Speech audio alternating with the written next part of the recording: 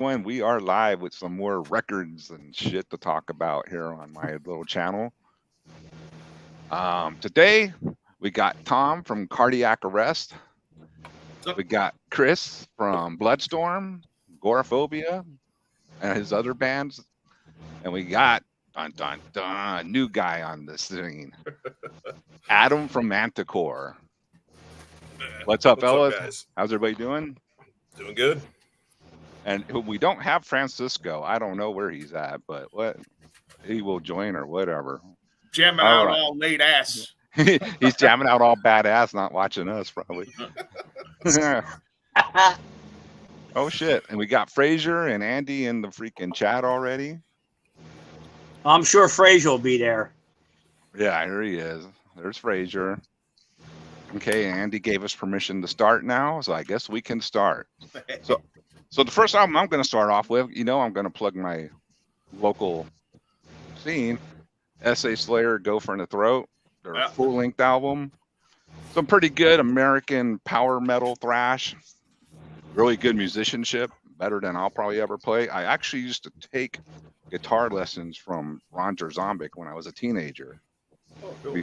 We'd go downtown, me and my friends. Let me get him up here. And dude's I don't know if anyone else knows, the dude's a freaking musical genius. He is. So I got this one. Oh, and I showed that one last week. So go ahead, Tom. Go ahead and talk about that one. Oh, no, just, you always know, of course, the other Slayer, but yeah, it's something new that there was the other one. And it's Tom, good what was stuff. that? What band was that? I didn't catch it from the glare. That was S.A. Slayer, what he posted. This is their EP. Oh, is it a different version than what Carl showed, or? It's, that's a different album. That's the EP. Yeah. Oh, it's completely different. Tell you the truth, always heard the band, heard the name. I don't know the music at all. I don't think if I heard the song, I didn't know it was them.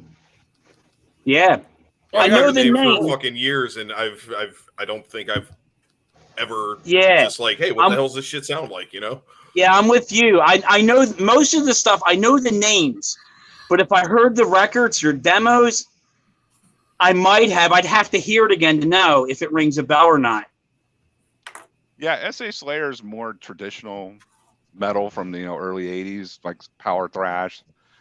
I'm Around kind of during the pushing Necrovore times, right? right before Necrovore. Before that, too, yeah. Oh, they were just okay. Because I remember seeing that band like written up in reviews in old fanzines from back in the late '80s and stuff like that. I mean, I've seen. I don't know if I actually ever heard them. If somebody played them for me, I can't remember. Didn't they do a show with Slayer in San Antonio or whatever? Yeah, there was the Slayer versus Slayer show, and it was actually. I probably talked about this before, and Francisco has joined us too, so he is here. Hey. What's up, Francisco? I got caught up in the fucking Astros game. I'm sorry. Oh my god!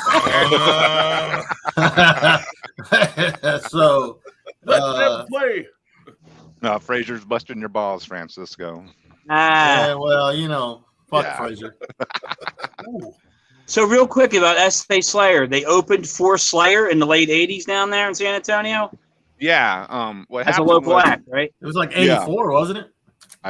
84. Wow. I think 84 or 85, and it was one of my first underground shows I went to, and our Slayer had a pretty big following at the time, so it was a good crowd. Like about 500 people showed up. That's kind of weird in a way. Even back then, I mean, I know. Sometimes not knowing if you have a similar band name to somebody is a lot greater chance of like having that happen as a common thing, But it's like Slayer. I mean, I knew them in '83. It came out with Show No Mercy. I mean, we all did. So it's like, I mean, and they're popular by the time, they're going around touring. It's like, why wouldn't you just name your band another band? Just name it another name. What happened with our Slayer was they were already going to break up. So they they were already like breaking up. So this show was their last show.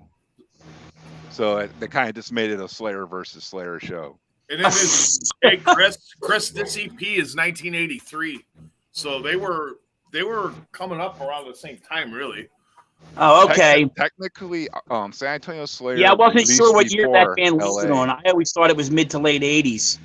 I didn't know that. Yeah, it was more early 80s to mid 80s with SA Slayer. All right, Tom.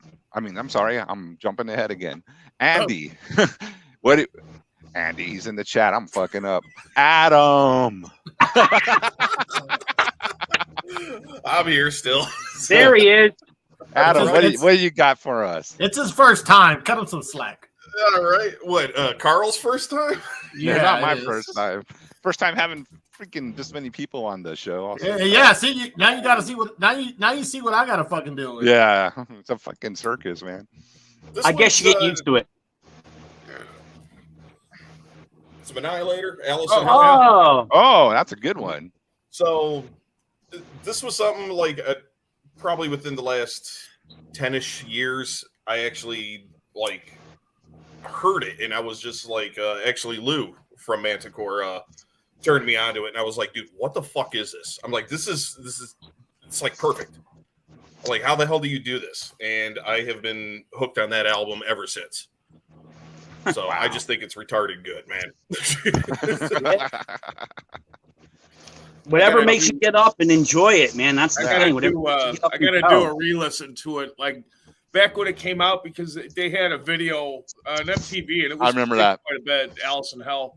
I didn't like the dude's vocals that much, so it kind of turned me off. It just I'm with you on that. Like, out of everything that they've ever done, like nobody has ever even come on par to what Rampage's vocals were on this album. Like, and I also like what is it, Never Neverland, the second album that came out too, just because you can tell where it was still going. But like, dude, nobody has ever touched what that motherfucker has ever done for vocals, like for Annihilator. So that one's just got a special place, and it's one of those where that album too, my daughter keeps fucking stealing it. She's gonna be 16 this year. Yeah, nice. And so I'll be like, hey, nothing man, the matter with that, man. And she's like, oh, Dad, I got your CD. I'm like, you motherfucker. That's cool. It's better she's into that. That's a personal better she's into that than Clubhouse junk. Unbelievable. Nope, you froze. You froze. Okay, you're back. Okay. Yeah. All right, Chris, what do you got for us? Oh boy, where do I start? Just grab a record. Dude, I'll just start with the one thing that helped me break the gates open, man. Start at the beginning. Started to change my mind on everything. There you go. Ordered overkill. Oh yeah. I could easily, if I had a terminal illness, I think I would have to put this album on with AC/DC's Let There Be Rock, right? And what else? And Venom Black Metal, and I would just go on a rampage until that would array of bullets. I could kill to this. But this really opened my eyes up past Kiss and AC/DC back when it came out. But I didn't get it until 82, Christmas of 82. But this did everything to me, man. This entire album. I mean, just you look at that. I looked at them on the back. I read those song titles. That cover alone right there, I was like, this is going to be something. This is going to be something that's Power Age times 10. Yeah. You know, when I saw that sitting there, I had to get it. So, Motorhead Overkill, man. Still one of the top songs for me to this.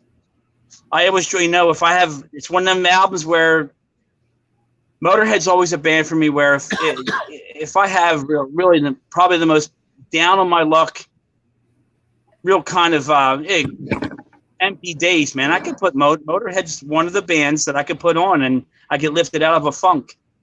Any one of their albums. Yeah. They're one of the only bands that can. There's always certain bands you can do that. Jam out will make you better. To me, Motorhead, they're the most consistent band that ever existed in the heavy metal hard rock genre. They're the most consistent. 25 studio albums? They did more than Judas Priest and Iron Maiden. Yeah. Consistently, and they got better as time. By the time they got Mickey D in that band, forget it, man. Yeah. That dude's a fucking beast, man. Forget it, man. Okay. There was no stopping him with that. But there you go. That's where I'm going to start. Motorhead. All right. Francisco, what do you got? gonna start with the heaviest shit ever, and then work my way down. So I don't know if I've ever showed this. I think most of you guys will probably appreciate this, and I think Chris probably will for sure. But this album kicks ass. Oh yeah, man! All right. Right there. I Okay. got that shit on 8-track. Come on. I love this band, but I just lately been watching a lot of old live shit like on YouTube lately. But this is my favorite one by them, and it rules, man. It's just I used to have a thing for Jaya, man. Something about a girl behind a drum kit. yeah, they kick ass, man. So yeah, that's what I'm starting off with, and I kind of just randomly pick stuff out, so because I like I said last time, I'm kind of selling all my LPs because I don't know, it's time for somebody else to own them, but so I'm kind of slim pickings nowadays, but I still got a few things that I can share with everybody, so that's where I'm starting off, man. Beautiful. Get it going. Our Lips Are Sealed, that's a jam, dude. Is that on that album? I don't remember. But Which one? Yeah, Our Lips Are Sealed? Yeah, that's the opening track, dude. Yeah. that's the one that kind of started their career. That song's the one that lifted them in their career. That honestly, like the hits, I mean, the hits are good, but they got, what do you call them, deep cuts that are kick ass. But yeah, dude, they roll, man. They just five ladies that wrote their own shit and started out punk. Actually played live. Yeah, Belinda Carlisle was like hanging out with the germs and shit like that, right? So yeah, I've seen them live like, I don't know, 6-7 times, and it's just fucking rules, man. Well, Yep. I got another album, Left to Die. They're on tour, or they were. I mean, Death. Don't get me started on Leprosy. That. Don't get me started on that. Yeah, I comments. I already showed Scream Bloody Gore, but on the last one, but I still like this album too. It's fun. I like Yeah. So yeah, I went with this one. Wait, is that the original one? I didn't know it was Gatefold. Yeah, I think so. Yeah. Wow, badass. Got the lyrics over here and Oh. glossy And it was picture. so great to hear that album after all those years of just kind of being absent. I mean, compared to back then, I mean, what did they skip? 2 years? 3? It seemed maybe like 2? an eternity back then because albums didn't come out. So because quick everybody back had an album out at least once a year. Sometimes, 2, one at the beginning of the year, one at the end of the year. But nowadays, look at me, man. I'd make an album for fucking like 10 years and made an album. So yeah, it's just that was just the way things were back then. But for me, after Leprosy, when they did Spiritual Healing, I was disappointed. I wanted to like that album. I liked it for a couple months, and I was fucking falling asleep by the time I got to flip the tape. I was like, nah. That's the album where I dropped off on. Yeah, too. that's the last one I actually. So last one I dropped off on. I like that JD, one better than Leprosy's boring to me. I like Left to Die, the song. Yeah. And the title track, Good song. Leprosy. But if I hear pull the plug one more time, somebody's gonna have to pull my plug. But I've always screamed bloody. And what I liked about Spiritual Healing, he aped a couple of riffs back from the demo days in Living Monstrosity. That opening riff was a couple of tunes, but and then Spiritual Healing, they had a riff from the demo days too. So I caught on to that, which kind of, I forgave them in a sense. But yeah, then after that, it was like, I mean, it was good, it's just not my thing. Hey, Yeah, JD, I think Carl showed that last time, didn't you? Yeah, on the first one, me and Francisco did. So yeah, Yeah, you're gonna have to Warren rewatch, my friend. Yeah, watch it on. It's already up there. Yeah. Yeah. I like the last and bunch Andy's of right on this Death one. albums that came out, but I just look at it more of a drummer perspective because, I mean, dude, you had Hoagland, you had fucking Richard Christie, and it's just like, that's... Yeah. Oh, yeah. It's pretty fucking stupid at that point. It was more of a jerk-off musician session than it was actual music, you know what I'm saying? I can do this! Okay, Tom, what you got next? Doug. All right. Somehow I still have the shrink on this, but I might not see it. Oh, well, Yeah, I was going to pull that one up too, man. Wait, Brilliant, brilliant.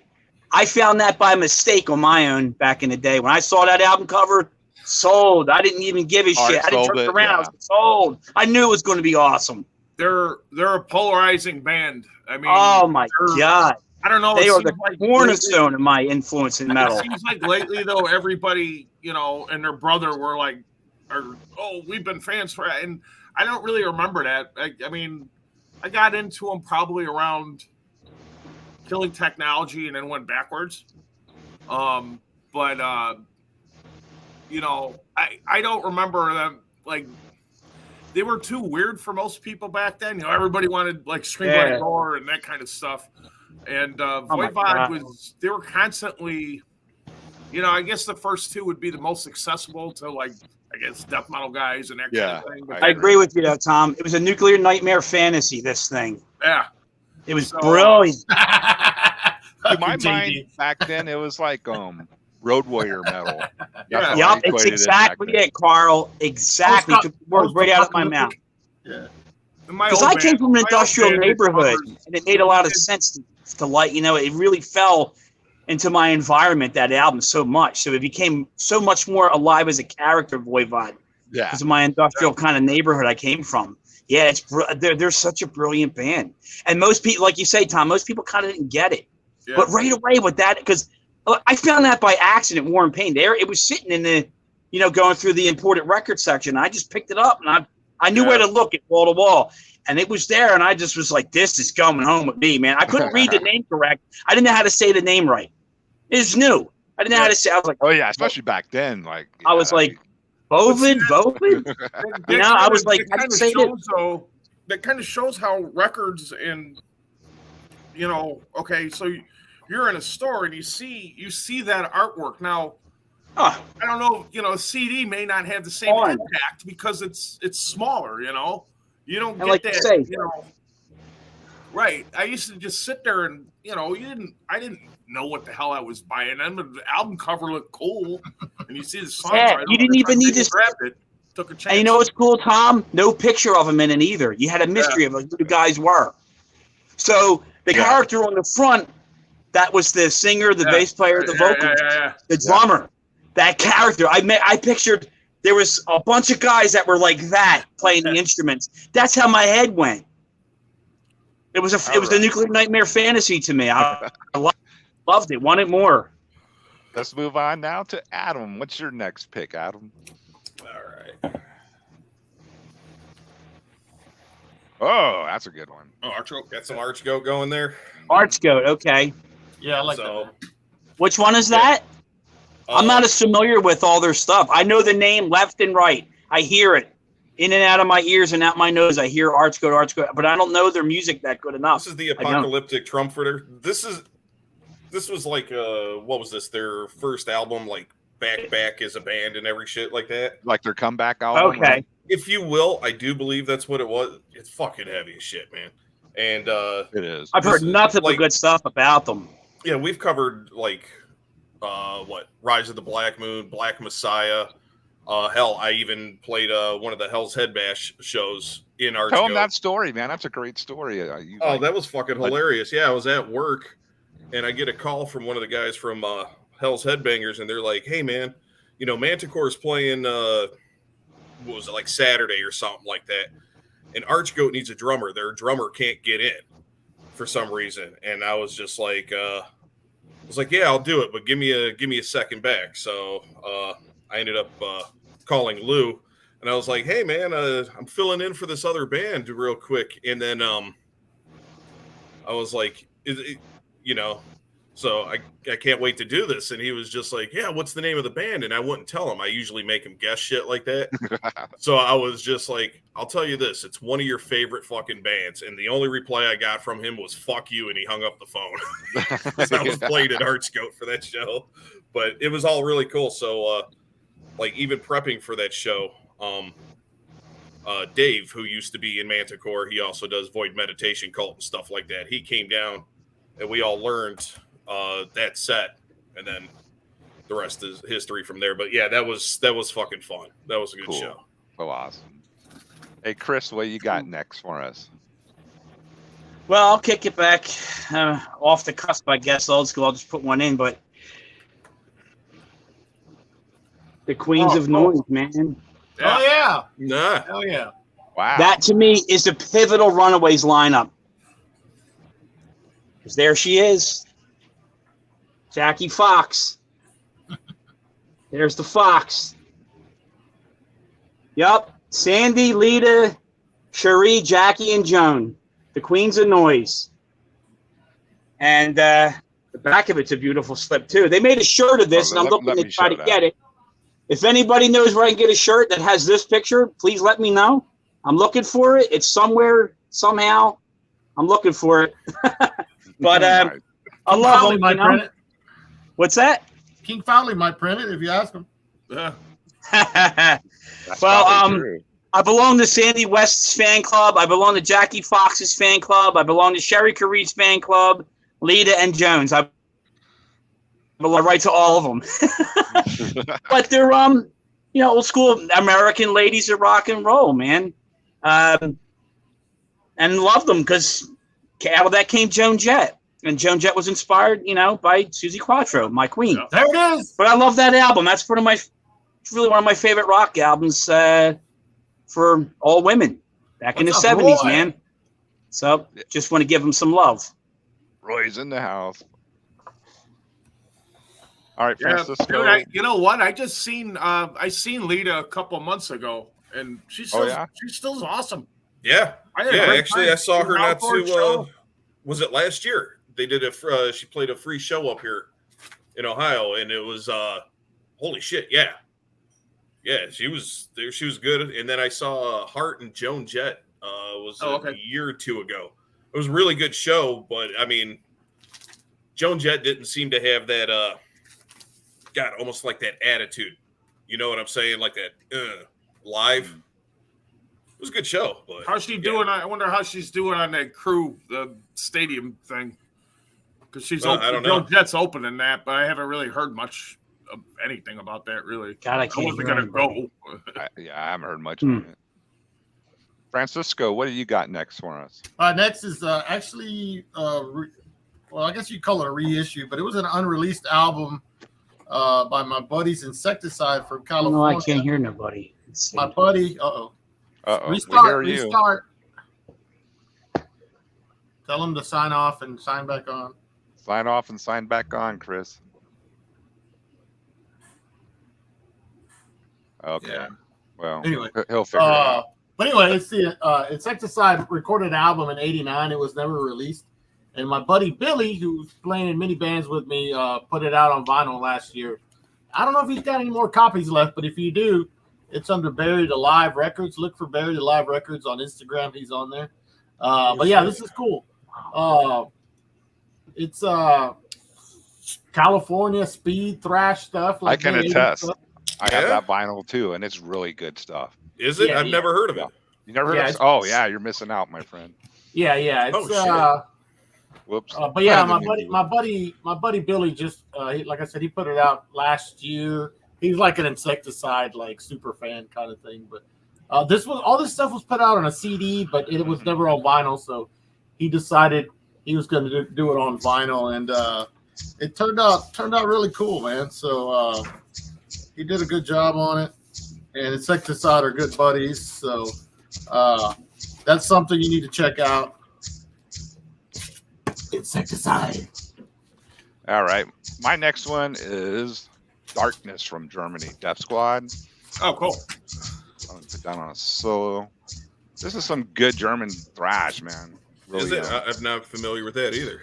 Yeah, it's from back in the day. Just good, solid German thrash. Okay. Not like nowadays where it's goofy. This is like, fast, evil stuff. And fucking cool. Almost like early Creator. Yeah, in that vein of style of thrash metal. Okay. Yeah, Buried Alive Records, Adam. Buried Alive Records. You can find them on Instagram. All right, yeah, I'll check that out, man. Yeah, it's a and okay, Chris is gone He's resetting his stuff. Yeah, he's resetting okay. his shit. All right, Tom, what do you got? So I'm trying to dig through stuff and not really do stuff that I did when me and Francisco did this a while back. But that's been over a year. It's been over a year. You know me, I try to do uniqueness. I But a very, very important band for me, and you know, still friends, and you know whatnot. My friend Austin. Cool. Oh yeah, of course. Let me This pull is your way out. this is one of the reissues. I used to have the original Wild Rags, but it got lost in a move, or I don't know what the hell happened. But you know, a lot of people like Horror of the Zombies better. I don't know. It's I just love the rawness of that album, and it's like very honest. You know, they never claimed to be like these. You know, they just got together and they had fun and recorded a record, and it's awesome. And they, you know, integrated the horror samples when not a lot of people were doing that. And they're just extremely cool guys till this day. You know, we all know them.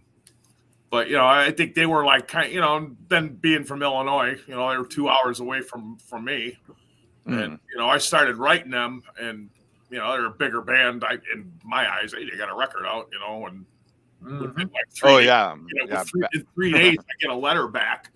You know, oh hey, I heard of your band, and you know, blah, blah, you know, so it was just really cool, and we've been friends ever since. So I always, you know, not to rub it in, but just to see them when they did that reunion at CIM, I think it was 06 or 07 Confrontation, yeah. That was a 15-year reunion, like fucking like a month ago or something.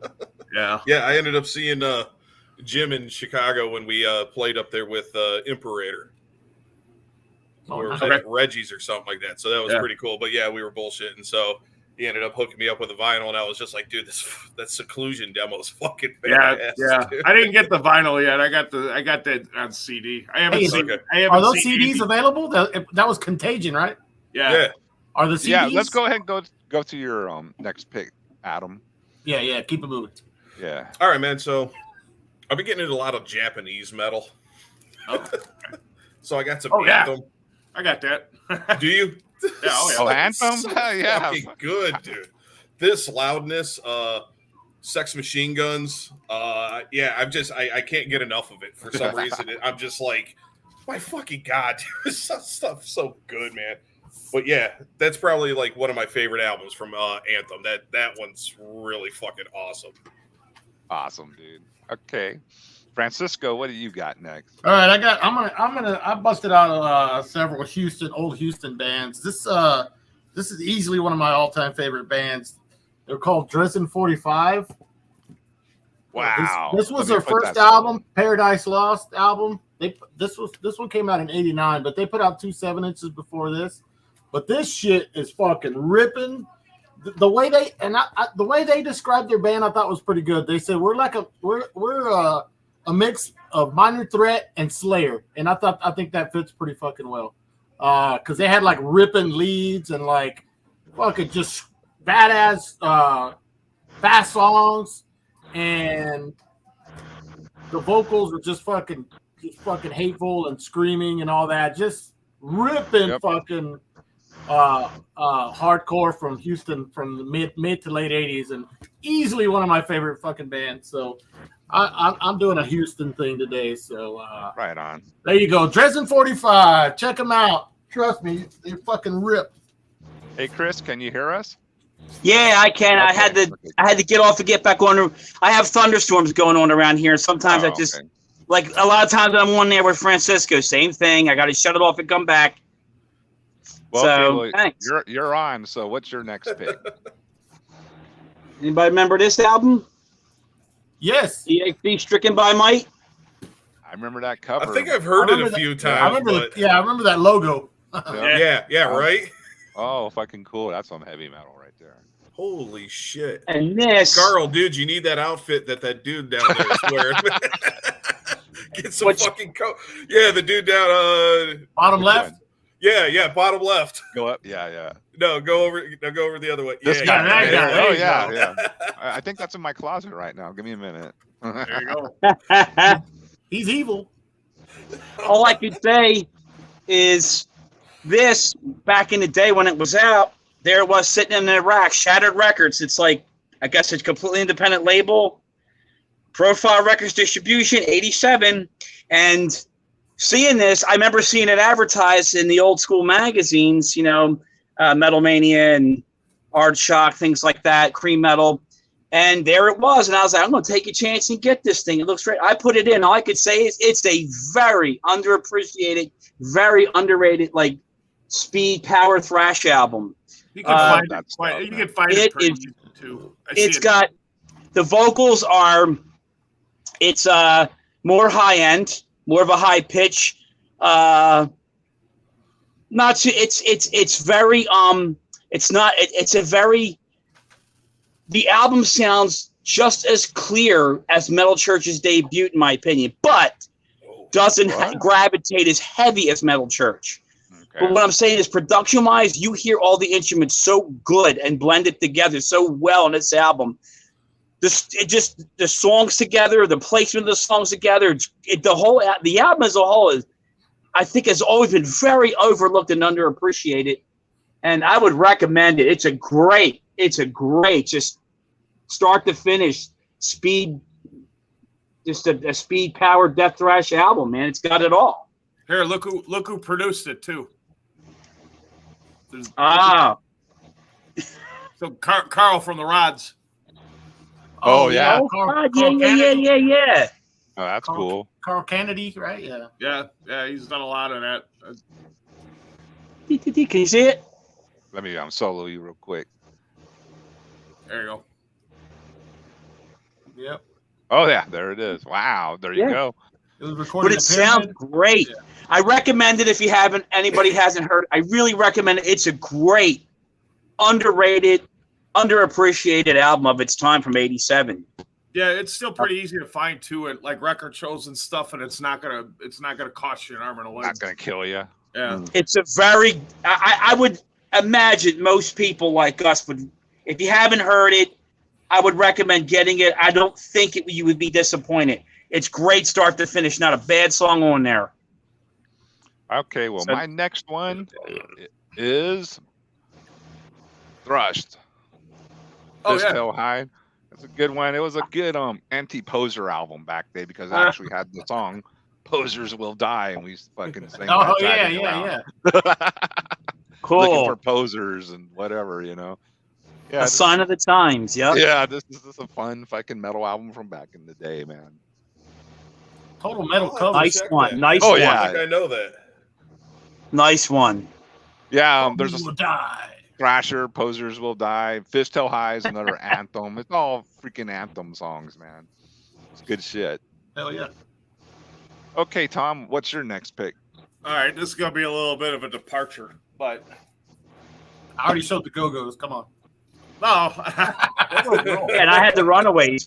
There you go, man. Do what you're gonna do. Oh, I got all that stuff you guys brought up too. So, but if you see, like, when I go on my sessions and on Facebook and post records, I post this one a lot, and I try and share this with everybody. Ursa Major. Oh wow, check that out. Okay. So I never heard that record. Okay, so this came out in '72. And I never heard it. It is a 3-piece, and the main guy is Dick Wagner, who did a lot of ghost work in the '70s. I mean, he was in Alice Cooper's band, but he cool. He did leads on Aerosmith records. He did lead on Kiss records. But this is an amazing hard rock record, and they only put one album out, and that was it. And if you ever see this around, get it, because it is from front to back. It's powerful, man. Just like one of them bands that I don't know. I think should have been huge, but it's kind of difficult to find I mean, it took me a while. Somebody turned me onto it. I was like, my God, this is so good. And when I finally grabbed it. But isn't that how it happens? It's a lot of fun when it does, doesn't it? Yeah. Oh, yeah. So that's my share for this one. Cool. Nice one, man. Okay, Adam, what do you got next for us? Oh, fuck. Now I don't want to do anything after that. You have to. Man. Oh, yeah, there you go. Yeah, I love me some early ass fucking Def Leppard. Pyromania. I mean, like, High and Dry is probably my Nothing favorite. the matter with that, man. Rock till you drop. It's a good sign of the time. So yeah. So first three are awesome. Yeah, that's literally all you need. And it's one of those, growing up in the 80s, it's like I had Def Leppard. It was everywhere. Oh yeah, it was great, but it was just good. It was good fucking hard rock. Yeah. So I'll still put that on. I got like a small arcade in my garage, so I go out there, I'll play like some fucking video games, drink beer, throw on some goddamn Def Leppard or some bullshit. Yeah, that's on my iPod, man. I got that stuff on my iPod when I used to drive the school bus. Sometimes the songs would come on, and kids would get turned on to that kind of stuff. The kids of today that are lost because everything's hip hop and rap and all that garbage, they're missing all this. They're missing real music with instruments and real thought behind it. That stuff's missing. So yeah, it's great, and it's a good platform.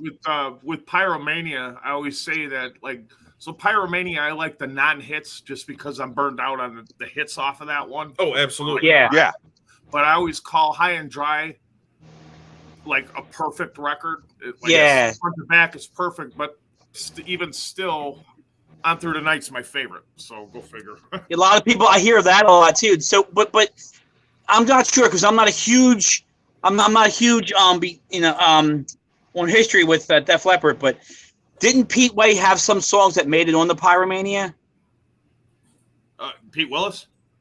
Yeah, Pete Willis. I'm sorry. What I said, Pete Way? Pete Willis actually played on Pyromania, but at that he was kicked out, I guess, during. But he did a lot of I believe he did most of the guitar work on there.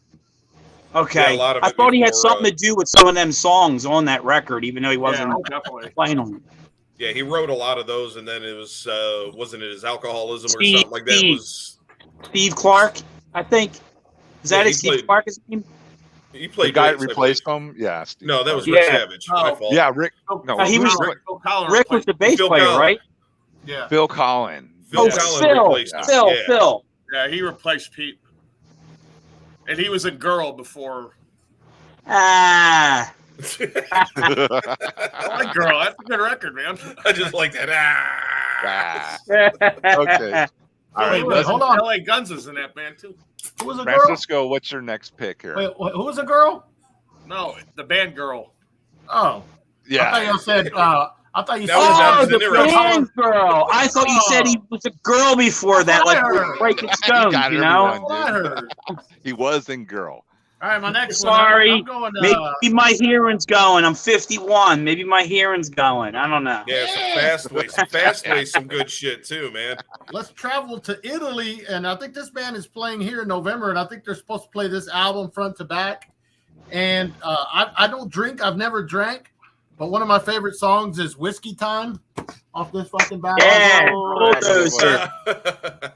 yeah. So this kicks ass. Beautiful record. God damn right. One of the best. One of my band favorite photos. One of the best band photos of all time, right there, dude. Are you gonna? I 1000% agree with you, Francisco. Look at that shit. That right there, I have that in a frame. He has a Chevy fucking emblem on his necklace. with a nice junkyard chain. You know, priest with photography. Yeah, and a biker ready to take somebody out. If you don't like this shit, then fuck you. You know, this shit fucking rules. That's one of my top 10. Look at the cover. One of my top 10 influences on my music is that album, but only that one. As much as I like the other ones. Yeah, so I heard they're playing in Atlanta or some shit. I don't know. For Amos's fest. Everybody's got a fest. I don't know. Yeah. I'm gonna have a fest too. Pick your logo, make a wish. Francisco Fest. It'd just be Francisco yelling at everybody, calling everybody posers. Damn right. Frazier's the opening But that's act. a great record, man. That really is. And I'm sure all of you guys had Steve Kills at one time, right? Well, it's like Italian Motorhead, really. I mean, Yeah, exactly. And they're Motorhead Venom. They're a Motorhead Venom. Yeah. Right. Ooh. So, but do you remember Speed Kills? I mean, because that was the only album. That was the only album I could not find until years later. Was Day of Wrath. I couldn't find it until years later. So that was the only song I heard for a long time until I finally saw Day of Wrath. This was bought in a, I don't know if you guys got them up there, but years ago in a store called Half Price Books for $1. Oh, no My shit. God. Found some good deals. Like, you know, way before before like they the looked it up eBay on the days. internet to see what it really cost. Yeah, exactly. I think when I got it back in the day, it was like $8 and change on vinyl back in the day. That's right. Bloodstorm's going to come back and play my fest. Oh, Bulldozer does Mass Destruction. Yeah, that's the one. That's one in Amos Atlanta. from Deceased and a bunch of other bands. This fest. Okay. What do you got next, Chris? What do you want to show us? Oh, well, fuck, man. I'm going back German style, but I'm going back to a band that didn't get appreciated till way later in their career. Ooh, I think I have this one. Oh, yeah. That's some good stuff. This is a ripper. Head to toe, this fucking album, man. I mean, this thing burns. Head to toe, man.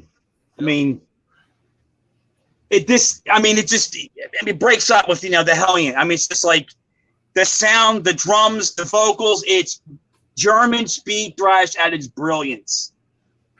And I always would recommend this, man. This is like...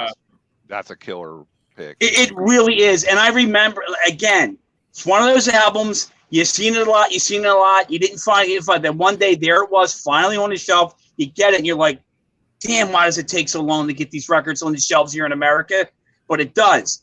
But it is, to me, it's a flawless record. And so is Winds of War. But this is a heavy influence on me for Bloodstorm. And a little bit of Dennis Sin, too. But this is just great. I have to put it out there because these type of German bands, everybody, Destruction Creator, Sodom. These guys, I'm sorry to say it, man, but this could be just as good, as not better, as some of the other pre-mentioned albums of the other bands. I mean, Terrible Certainty isn't even half as good as this album on side one. I agree. Not at all. But it's it's the sign of the times, it's label, it's push, and I just this is just great. I don't know, I just love it so much. Just want to share, appreciate it, give it love. Oh yeah, that's a good pick. All right, I'm coming back to my home state. I am playing solo. Watchtower Energetic Disassembly. Some freaking good. And if memory serves me right, Carl, I heard that from Ray and Russ because I believe one of them guys had it and they were jamming it in the room. Oh, I believe it. I know Equitan always talks about how much he loves them, and I'm sure the other guys too. This is just really good, really good. Some people try to say it's progressive metal, but I think it's more this power metal with some thrash in there. What year is that, Carl? Oh God, what is this? 85. 85. Well, I didn't get to hear it till. Yeah, I didn't get to hear it till last. Vocals are freaking out of the world, freaking on this recording, high pitched. Yeah. Stuff. And musicianship's top notch too. Billy White, Doug, all them guys. It's cool, man. Isn't it amazing how many really cool underground bands they make like 1 or 2 records and never get the push? Yeah. And then here we are today. We talk about it. It's like, man, there's so much love for it. Yeah. It's great. Okay, Tom, what's your next pick? I got tricked on it. Oh hell yeah! Oh yeah, that's a good one. Let me solo you. What is it? Flip it to air. Oh, there you go. Well, Final Conflict. Okay. Yeah, Ash, that's metal classic. One of the best opening tracks ever. Yep. Yeah, I'm in love with this one. I mean, Yeah, that album fucking rules, dude. Front to back, another one of those. They're just insane. I wish. Isn't Martinez in Texas now? He was, but he moved back to LA area. He was in Austin. Yeah, he was in Austin for quite a while. Yeah. Frazier has that on CD if anybody's. Where are they from? They're from Long Beach kind of area. Yeah, they're a California band. Oh yeah. Like okay, one of those. I've seen it around so much. Yeah, dude, it's intense, man. It's. Is it more like a heavy metal hardcore? And I always heard that band was more like a hardcore. Yeah, I mean, metal it's more like like hardcore punk, but there's metallic. Definitely metal. To it. Right. It's okay. definitely metal in it. It's. Would you say kind of like man. Discharge, old Discharge? Yeah. Oh, beautiful! My God, Discharge. It's great. Yeah, they got like a little bit of Septic Death kind of. I never owned that album. Seen it 100 times. Seen it hundreds of times. Never owned it. I think too. The guitar tone is heavy as hell on that album. Oh yeah, Jeff Hart fucking rules. That guitar tone crushes. Oh, I love that album. I fucking just kicks ass. It's one of those fucking just makes you want to fucking. That's it, man. Fuck shit up. Adam, what do you got for us now? Well, some like South American death thrash, if you will, and the dude hits a lot of like Raya type high scream or that high scream. Force of Darkness. Oh yeah, they're good band. Good band. Yeah. Played shows with them. They're a good band, man. Yes. Hanging out with them was a lot of fun too. We kicked it old school and just talked rock and roll and. Yeah, it's great. Good guys, good band. First time I got turned on to this, I was like, "Holy shit, this stuff is." They're a good great. band, I mean, man. It's just that's legit, man. Good energy, good live, good attitude. It's good stuff. Yeah, it's like kind of like Atomicide. You guys familiar with that? Yeah. South American too. Oh my god, fucking Jesus Christ, man! They played here in we Houston. got to play a show with great. Atomicide. I think it was in like Baltimore or something like that. And these guys, I'm like, yep. Awesome. Oh no, is he frozen? All right. Oh, he froze. He'll come back. Yeah, I think he froze. All right, Francisco, what you got for us? All right, this next album is one of my favorite fucking live albums, and what I really like about it is the stage banter by the one and only Waddy. Oh, yeah, that's a good record. Now you're talking my hardcore language. Yeah, this song goes out to Jimmy Boyle because he fucked the system. And all those classic fucking lines. Fuck Maximum Roll. Love it. Shit. Dude, I used to have that on cassette. Well, that's what I said. I used to have cassette and I used to walk around with my Walkman. And dude, look at this is actually one of those kind of polarizing bands. Do people love them or they don't give a shit? They were the real deal, man. They were authentic. Yeah, Exploit is great. This is one of my most playable cassettes ever, dude. I fucking love this album. That's where my brother learned. That's one of the bands my brother learned to play drums on. Frank, Carl, he learned to play. Oh yeah, Exploited stuff. That's one of the bands. Yeah. Yep. Oh, yeah, remember when he had his mohawk, Carl? Do you remember that? Yes. He did it because of Waddy. I might have him on the show, Chris. Oh yeah, man. My brother's got some interesting. He's got an interesting perspective on things. I told him I'd get with you, so I'll have to send you a message about getting in touch. Oh, absolutely. But I'll let my brother. I don't want to speak for him. I want to let him. Let him. Oh, yeah, of course. So that's why it's like I wanted him to. But when he was going through his moments, though, there might be some voids here and there. Maybe. Well, Chris, what do you have next? Oh, me. Yeah. All right. Tone. Going back again to another time. The old classics. Pictures, Time, and Humor. Yes. Yeah. Dude, I've actually been jamming that out. Okay. I came across that. I don't know. I love this. Just this cover. Look at that. That is cool. I would want her to break my window. You know what I mean? I would forgive her. If she showed up I would forgive her. But yeah, great album. Wonderful song, start to finish. I love everything about this band. I think, again, it's one of those bands I didn't get to hear till later in life because they just weren't available. And but when I've actually got to hear them, I was just like, man, this is really an underappreciated band and an underappreciated album. This one definitely. I love Heavy Metal Ears, the first record too, but Diamond Dreamer just had, it was twice of what Heavy Metal Ears was to me when it comes to sound and song and energy. I mean, it starts out with Lady Lightning. I mean, you know, Hot Lovin'. I mean, that's a great, like, I always thought that's like a cool song to play to a girl, you know. It's like, you know, back in the day, that would have been a cool song to play to a girl, Hot Lovin'. But the song Diamond Dreamer, great. I mean, just great riffs, the sound. Yeah. It's like I said about EXE and like the debut Metal Church, it kind of has that really great production where you hear everything, but it does not lose any of its heaviness at all. So I would recommend, if you're going to check Picture out, I would say try this one first and then work your way through the rest of the catalog. Diamond Dreamer, Picture. Yeah, I came across that. For some reason, it comes up on like I got like a Spotify mix or something going like that. So it's like a lot of Metal Church and like old thrash and shit like that.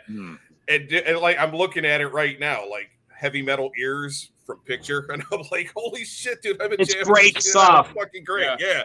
If you never heard it, give it a chance. It's really great stuff. I got 4 or 5 of their records. They're you like them too, Tom? Oh yeah. Like I said, it was just one of those. It came on, and it was like the one that I wouldn't pass it because I was like, yeah, this is pretty fucking Picture. I never fucking heard of it. Whatever, dude. Yeah. And then it's just great heavy metal, man. It's Dutch heavy metal. It's great. Oh, is that good stuff? Speaking of heavy metal, this is my next pick. Hail to England. Yes, Hail to England. Yeah, okay. This is about as metal as you can get, I think. Hey, I think we all need to get those fucking loincloths that they're wearing, and we'll do another show wearing the loincloths. All 5 of us. What do you think? I have one. Do you? Yeah, I have a loincloth. Carl, do you remember when I used to wear that? The loincloth? Yeah, back in the early Bloodstorm days when I met you guys, they used to wear that. I wore it with Absu. Yeah, I remember. Oh, yeah. Loincloth. Remember the leather belt loincloth? I still have it. I'm not gonna lie. I'm kind of upset that I don't have one now.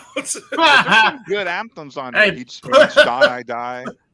Hail to England, kill with power. Fraser's comment. Look at that. Man Awards. First 4 Man Awards you really can't mess with. Man Awards.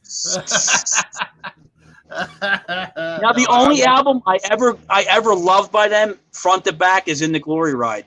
I thought that one was that's a good one too. I don't have my vinyl. I don't like that fucking man. You don't like Manowar? First 4, and then I like later stuff, but that's me. I did watch an interview with Ross the Boss the other day, and it was pretty good. I will say that. I would love to hear from him, man. I'm not interested in hearing Joey DeMaio talk about how you know he's not into taking his brother's girls away, but then he stands there at the club and he's talking to girls that are there with their boyfriends going, so why don't you come on the bus with me and look at pictures of me in Spain? Yeah. Ross the Boss, it's like when he'll do a like Manowar set, and him and his band hear any play of his Manowar solo songs shit? better than Manowar does now. I mean, yeah, he said that himself. You know, so said, but now I've always been a Ross the Boss fan. Dictators and Shakin' Street. Yeah, Dictator. I like Dictator. If you never heard Shakin' Street, you'd probably dig that. Yeah. What does he call his band? It's Ross the Boss. Now he's got that's all it is. Yeah, I think he had a band called Death Dealer too for a while. It was in that. See, I thought he had another band he was in another band under another name. I didn't know he was just Ross. What was that? Shaken or what is it? Shakin' Street. Yeah, it had like a female singer in that band. Yeah, Chris, that's what I'm saying, Chris. You got to check Shakin' Street. That was from like the 70s. It's like late 70s. Yeah. Hey, do you remember the guy from Manowar who the guitarist that they had to get rid of because he did the child? No shit, Andy. Yeah, that was the newer guitar. Is that real? That was real, and guess what? Before all that happened, I had ordered a Manowar shirt like maybe in 96, 97, and that dude called me and thanked me for ordering the shirt. That's nice. Hey, Chris, were you in Apsu when they did that Manowar show? Yeah, that was the last time I played with them in Dallas. 2001. Yeah. Immortal, Manowar, and Apsu. Yeah, it was the last one I did. Yeah, I was there. And that's when I saw Joey DeMaio was standing there, and I was talking to my friend Debbie and her girlfriend, and there he was the whole time. Joey DeMaio was hawking on her, hawking. and she was making fun of him, but there he was, like checking himself out in the mirror, like, you know, it was total Carly Simon. You're so vain. He's just looking, making sure, you know, everything's good, and he, you know, so come on the bus with me and look at pictures of me while I was in Spain. Wow. And I was just like, that's lame. I was like, dude, I mean, you know, I'm trying to have a conversation with my friend. You know, can you at least wait till we're done talking? It's just like, you know, but whatever. But yeah, it was the last show. Yep. That was a loud show too, by the way. Tom, what do you got next? Well, needs very little explanation. Oh, okay, yeah. Yeah. The original cover. I got that the week it came out, man. We were waiting for that thing. That was great. That's my favorite death metal band ever. It's great. And the funny thing about that, when me and Alex finally heard Autopsy, we completely went like this with Death. except for Scream Bloody Gore. Except for Scream Bloody Gore. That's never going to go away. That's never going to go. But like we heard that Autopsy, everything after that with Death went, never mind. Oh yeah. Yeah. Yeah, they level back then. You know, honestly, they should have been like that. They should have been, yeah. I mean, I get it. They didn't really have a push, and you know, they're not going to go out there and tour. I mean, they're still like that. You know, they just pick and choose what they do. I still, it's better now. But they didn't get the respect. I didn't. You know, I was never real big into like back in the beginning, Cannibal Corpse, and they didn't. Not back then, they didn't. Yeah, it's just I never understood how everybody just like went like just like nuts over Cannibal and Deicide, and I never really understood. I'm with you on that, Tom. I didn't understand it either. I was a different entity as well. I didn't get it. That was the thing that should have got a bigger representation. I thought so too. I'm with you on that one, 100%. Okay, who is next? Adam, what do you got for us? Well, I don't physically have it, but some old Accept. Oh, you know what? Yeah. So Breaker, Restless and Wild, another one of my kids' favorites. Yeah, there you go, man. Yep. Yeah, dude, like that shit. My fucking kid loves Metal Heart, so she's always just like, dude, can we jam this? And everybody's going for their Accept. Hell yeah, dude. Yeah, dude, I think my favorite all-time song by them is "Son of a Bitch," dude. I mean, just if you could just make a noise as lyrics, yeah, you got my fucking vote. Yeah, I talked about this album, but I had the other version. Last time me and Francisco did this, but I found this one. This is the original one I bought back when I was a kid, because I heard one song on the radio because we used to have a metal show, but then when I saw the album cover, I was like, holy shit, that's badass. Fucking Flying Bees are on fucking fire. That's I know, cool. right? Yeah, but yeah, man, dude, I love some old fucking Accept, dude. That shit's great. I actually don't mind the new stuff either. It's not what's bad. The singer's name? Mark. Yeah, he does a tremendous fucking job. But like that early stuff, dude, you're just like, what the fuck? There you go. This is my version. Okay, what? Oh yeah, is that the live?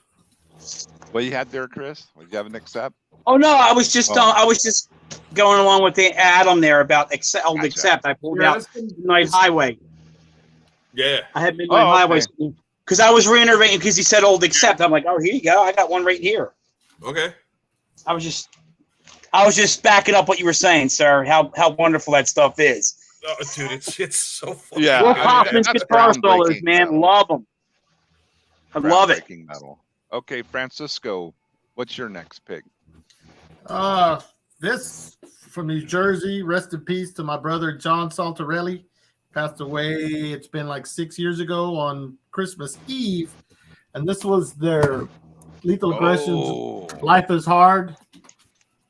That's no excuse at all. Their first album, Yeah. which fucking kills. Good stuff. I love Lethal Aggression. John was one of the best dudes I ever knew. He kicked ass, and my buddy Dave, who was in Lethal Aggression, has a new band. It's kind of similar to this stuff. Nowadays, that they're working on an album. But yeah, if you like that speedy hardcore from the mid '80s, and you don't know Lethal Aggression, check it out, man. I have to check that out, man. Yeah, Yeah. Lethal Really Aggression will not disappoint. No. So far, you've mentioned like 2 bands that I really want to check out. That Lethal Aggression and what was it, Insecticide? Yeah, both great. Yeah, I Yeah, definitely dude, want to check that. that Lethal Aggression, somebody sent me like a dubbed copy of that, like way back when. And yeah, it was like really good. And I bought that version. I did track it down. So it's a great record. Yeah, I got to play a couple of live shows with them years back, and that was fucking awesome. So we'll always love Lethal Aggression. Okay, Chris, what do you have next? Cat rules. Oh, Cat rules, man. Worship me or die. How can't you not love that so wackiness? She's such a brilliant whack job. I love her. Have you seen her cooking Goddamn videos on nuts. YouTube? Ah. I mean, she's not. She's probably one of the worst lyricists, but she makes up for aggression and intensity, and just a violent virtuoso on that guitar. Just makes it such an entertaining album. Very entertaining, and I love everything about it because she's such a goddamn off the wall nut job. High intensity, completely over the top. I used to think of her way back as she used a female version of Kronos. Was my first impression of her. She was a female Kronos. Hey, have you That was seen my her first cooking impression of videos? Cat. Have you seen her What? cooking video? Have you seen her cooking videos Yes. on YouTube? I have So I stupid, haven't- but it's hilarious. I have seen them, but it's funny. I have the original from Roadrunner Records, the promo for Metal Messiah. I have it. And I got it years ago, and I told her about it. And I wanted to put it up on YouTube. I tried to put it up on YouTube about 2 years ago because I dug it out of my cases, and it got shut down. Like within 10 minutes, I put it up, and it got shut down for copyrights. So I couldn't even put it up. It was such a clear quality too of it. But and another thing, I was going to try to hire her to play leads on a Bloodstorm album. I was going to try to hire her to play leads on the second Bloodstorm album, Pestilence and Dragastar. I wanted to hire her so bad, just to get the leads done, because I thought she would have. That's her style would have fit those songs back then, but never happened. So there you go. Giving Cat some love. Cat rules. Cost too much. There is my next pick. Exciter heavy metal. Yeah. That's it, man. Iron Dogs. Yeah, about every song, all killer. No Oh, you're right. Yeah. Every song on that, Yeah. man. This is some great freaking metal. It is a definition of heavy metal. I wrote that album on my is- locker Really? when I was in high school and got in a bunch of trouble. And I tried to draw a guy cutting the fucking Marshall and everything. This is fucking great. I love this album. Absolutely brilliant. Hey, do you think nowadays, if that came out now that has Marshall, would they like say, "Hey, you need to pay us money for that"? Quite possibly. Yeah. Maybe wonder. Gene Simmons, because he trademarks everything and copyrights everything. Oh, I didn't know he owned fucking Marshall. But, I don't know. No, I'm making fun. I'm having fun. There were a lot of like maybe not a lot, but you do see Marshalls on album covers quite a bit, and I'm not really. Yeah, you ain't kidding, Tom. What was that one? Martial Law? Laser band, and they had like a pile of Marshalls. And, Hey, fun fact about Marshall. So you know how Pyromania got its name? Nope. How? So they were the guys at Def Leppard were modding out these Marshalls, and they were getting so fucking hot they were catching on fire. So like I was listening to this interview with some of the guys, and after a while they were literally just chucking the shit in fucking dumpsters, like dumpsters full of Marshall shit, because they were modding these things out. They were literally catching, Don't mod them. Yeah, well, that's what they were doing, because they just wanted that fucking tone, and I think what's it called, like Full in Bloom. I don't know if you guys have heard any of those. Yeah, check that one out. But it was great because they were like, oh yeah, they were doing all this shit to them, and they're just fucking almost catching on fire. I got 3 different Marshall heads, and they're fine just the way they are. Maybe I just know what I'm doing, and they didn't. I shouldn't have to do anything to a $1,500 a head, to make it sound better. I spent that money on it. It should sound good. Shit, I don't even play guitar, and I got a triple rectifier. Yeah, I want to make sure that thing stays where it's at. Triple rect, you're all right. Okay. I got a Marshall back behind these curtains. I got a dual rec sitting over there somewhere. I've got drums somewhere, so I got a car out front. Okay, Tom. I got a deck. Okay, you taught me. What does Tom have here? Trouble. Yeah. Oh yeah. Okay. Hometown Love. I've seen this band. More times than I could count. But and this is the special white one. Hey Fraser, watch the first episode. What, a Fraser? Yeah, white vinyl. No, he's asking. asking. White metal. Now, what spot on the roster is that album? First. Yeah, right. Yeah, that's the first one. Okay. I don't know the spot of all their albums. Which one's what? First years, all that kind of stuff. Yeah, I know they got a bunch of them. The skull was their second. Hey Tom, what is that poster next to? I'm assuming that's Ace Frehley in that frame picture. What's that next to Ace? Let me solo him real quick. Wasp.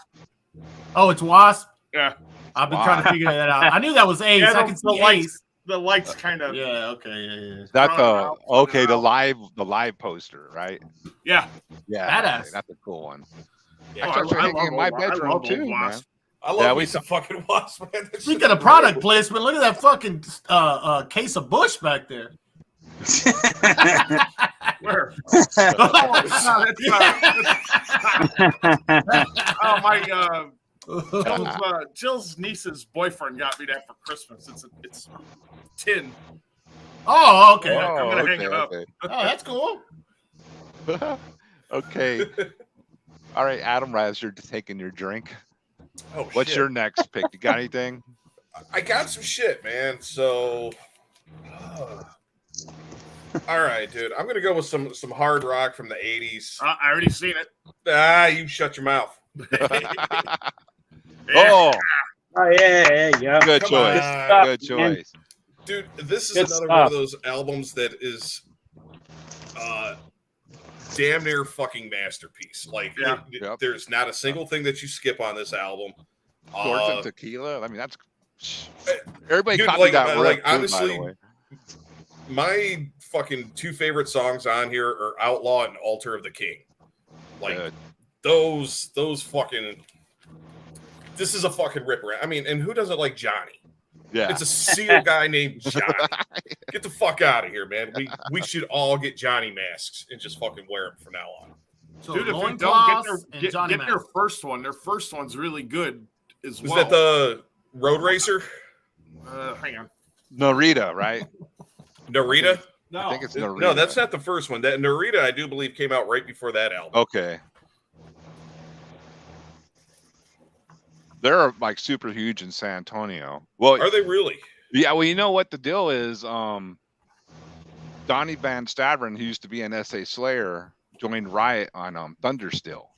Oh, okay. So and now and now he kind of carries the Rock City. There you go. Yes, that's it. Is that one got Road Racer on it? Is that one of the songs? This came out in '77. Yes. Yeah, because Narita was after that, I believe, right? Yeah. Desperation, and it's got Guy Speranza, whose vocals, Real. Okay. I Heart of Fire. Hold on. Desperation Warrior, Rock City, Overdrive, Angel, Tokyo Rose, Heart of Fire, Gypsy Queen. This is what I get.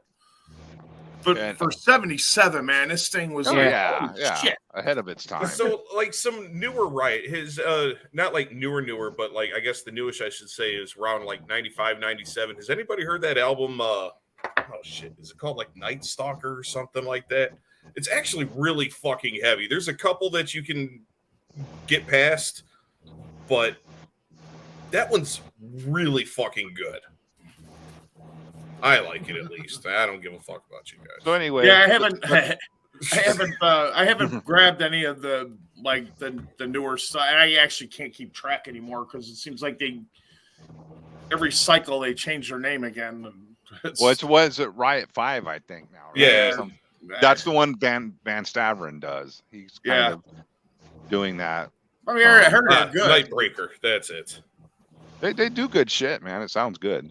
Yeah, the album after this one, actually, I'm not really a big fan. The only good song they have on there is Hard Lovin' Man, in my opinion. Like that one, that's a fucking ripper of a song, but it's a kind of a done of an album. Yeah, I know. Yeah. That's fucking cool. Those riffs. Rolls, man.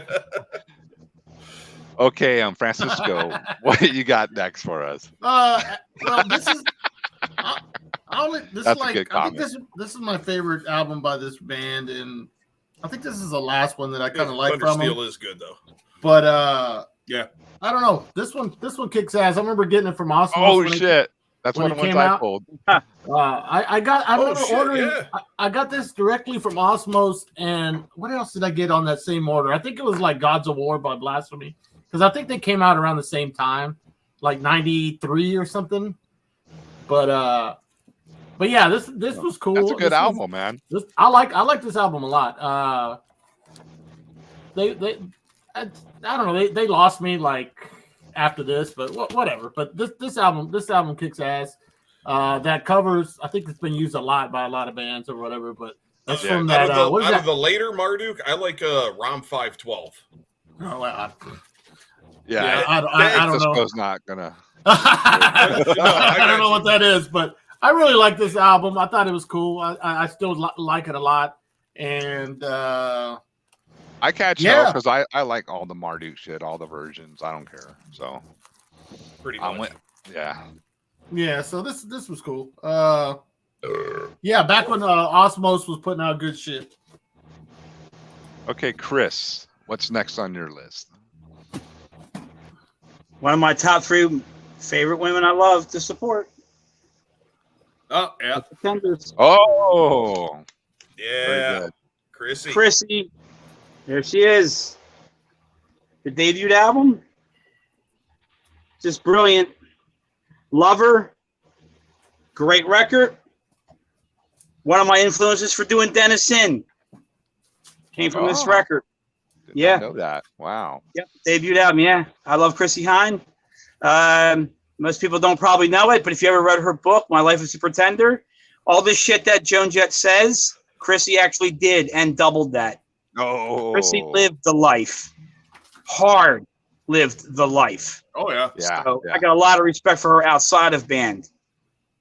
So that's a true rock and roller right there. Some love and praise to her, man, for doing what she did, because she took a lot of hardcore shit on her, man. She took a lot of horse shit and went through a lot of horse shit to get where she's at. It wasn't easy for her, no way at all. So I just appreciate her background. Cool, Coyce. And okay, I didn't find when Fraser's been, what about this? What about that? So here we go, Fraser. Yeah. Dude, that is a fucking ripper. I like that album. Yeah. Night of the Living Dead, that's my favorite song. These guys had the look. Yeah. Look at them. She's got the look. She's got the look. Infernal Majesty had the look.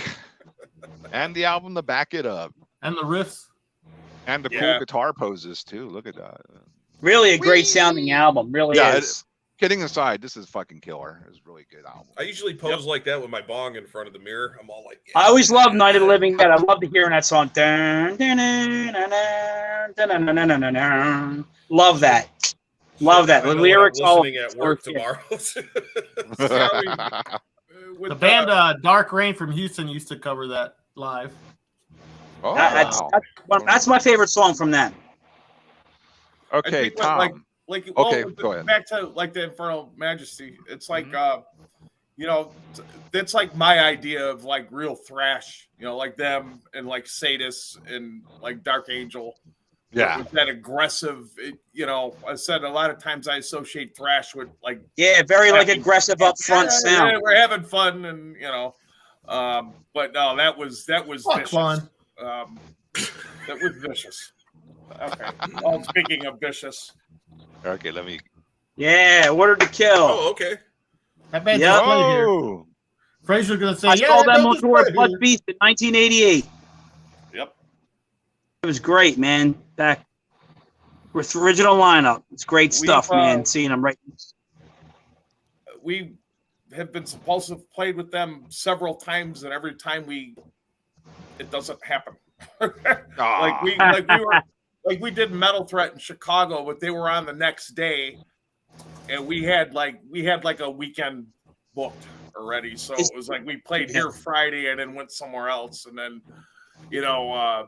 then we played in Milwaukee, and they were playing because they had two stages across the street from each other, and they were playing, but we were getting ready for our set. So I quickly bought a shirt and talked to Paul a little bit, and I was like, yeah, I gotta go over there. And I think I caught one song, and then I was really looking forward to them at Maryland this year, and they had to drop because of the COVID. So yeah, one of these days I'll actually see a whole show. But yeah, I love this band, always have. Great stuff, man. Okay, Adam, what's your next pick? Oh, shit, War with Satan. Huh. Here, check this out. 1, 2, or 3. Hey, Fraser, if you're watching this, 1, 2, or 3. Let's see what he says. Let's see what he says. You just blew his mind. Yeah, you're gonna have to specifically tell him. I need you to say the number 1, the number 2, or the number 3. Come on, Fraser. I'm not even joking. Come on, man. Fraser, pick a number 1, 2, or 3. Fraser. 4. Yeah, exactly. 3. Okay, 3. All right, 3. Okay, he said 3. Posers always pick 3. Yeah, right. I love this album. I think it's probably one of their best ones that they've ever done, especially production-wise. I think songwriting-wise as well, too. Love them, hate them. I really don't give a shit. Always put on a good show as well, too. Oh hell yeah. Blue Oyster Cult. Okay. Yeah, a lot of good albums, a lot of good songs on those albums that are hidden that you just never heard on the radio. No, because you hear all the the Don't Fear the Reaper. Don't Fear the Reaper and Godzilla. And Burning for You, and it's like, dude, Burning get into a lot of that fucking deep shit, and you're like, wow, hey, this band fucking rips it.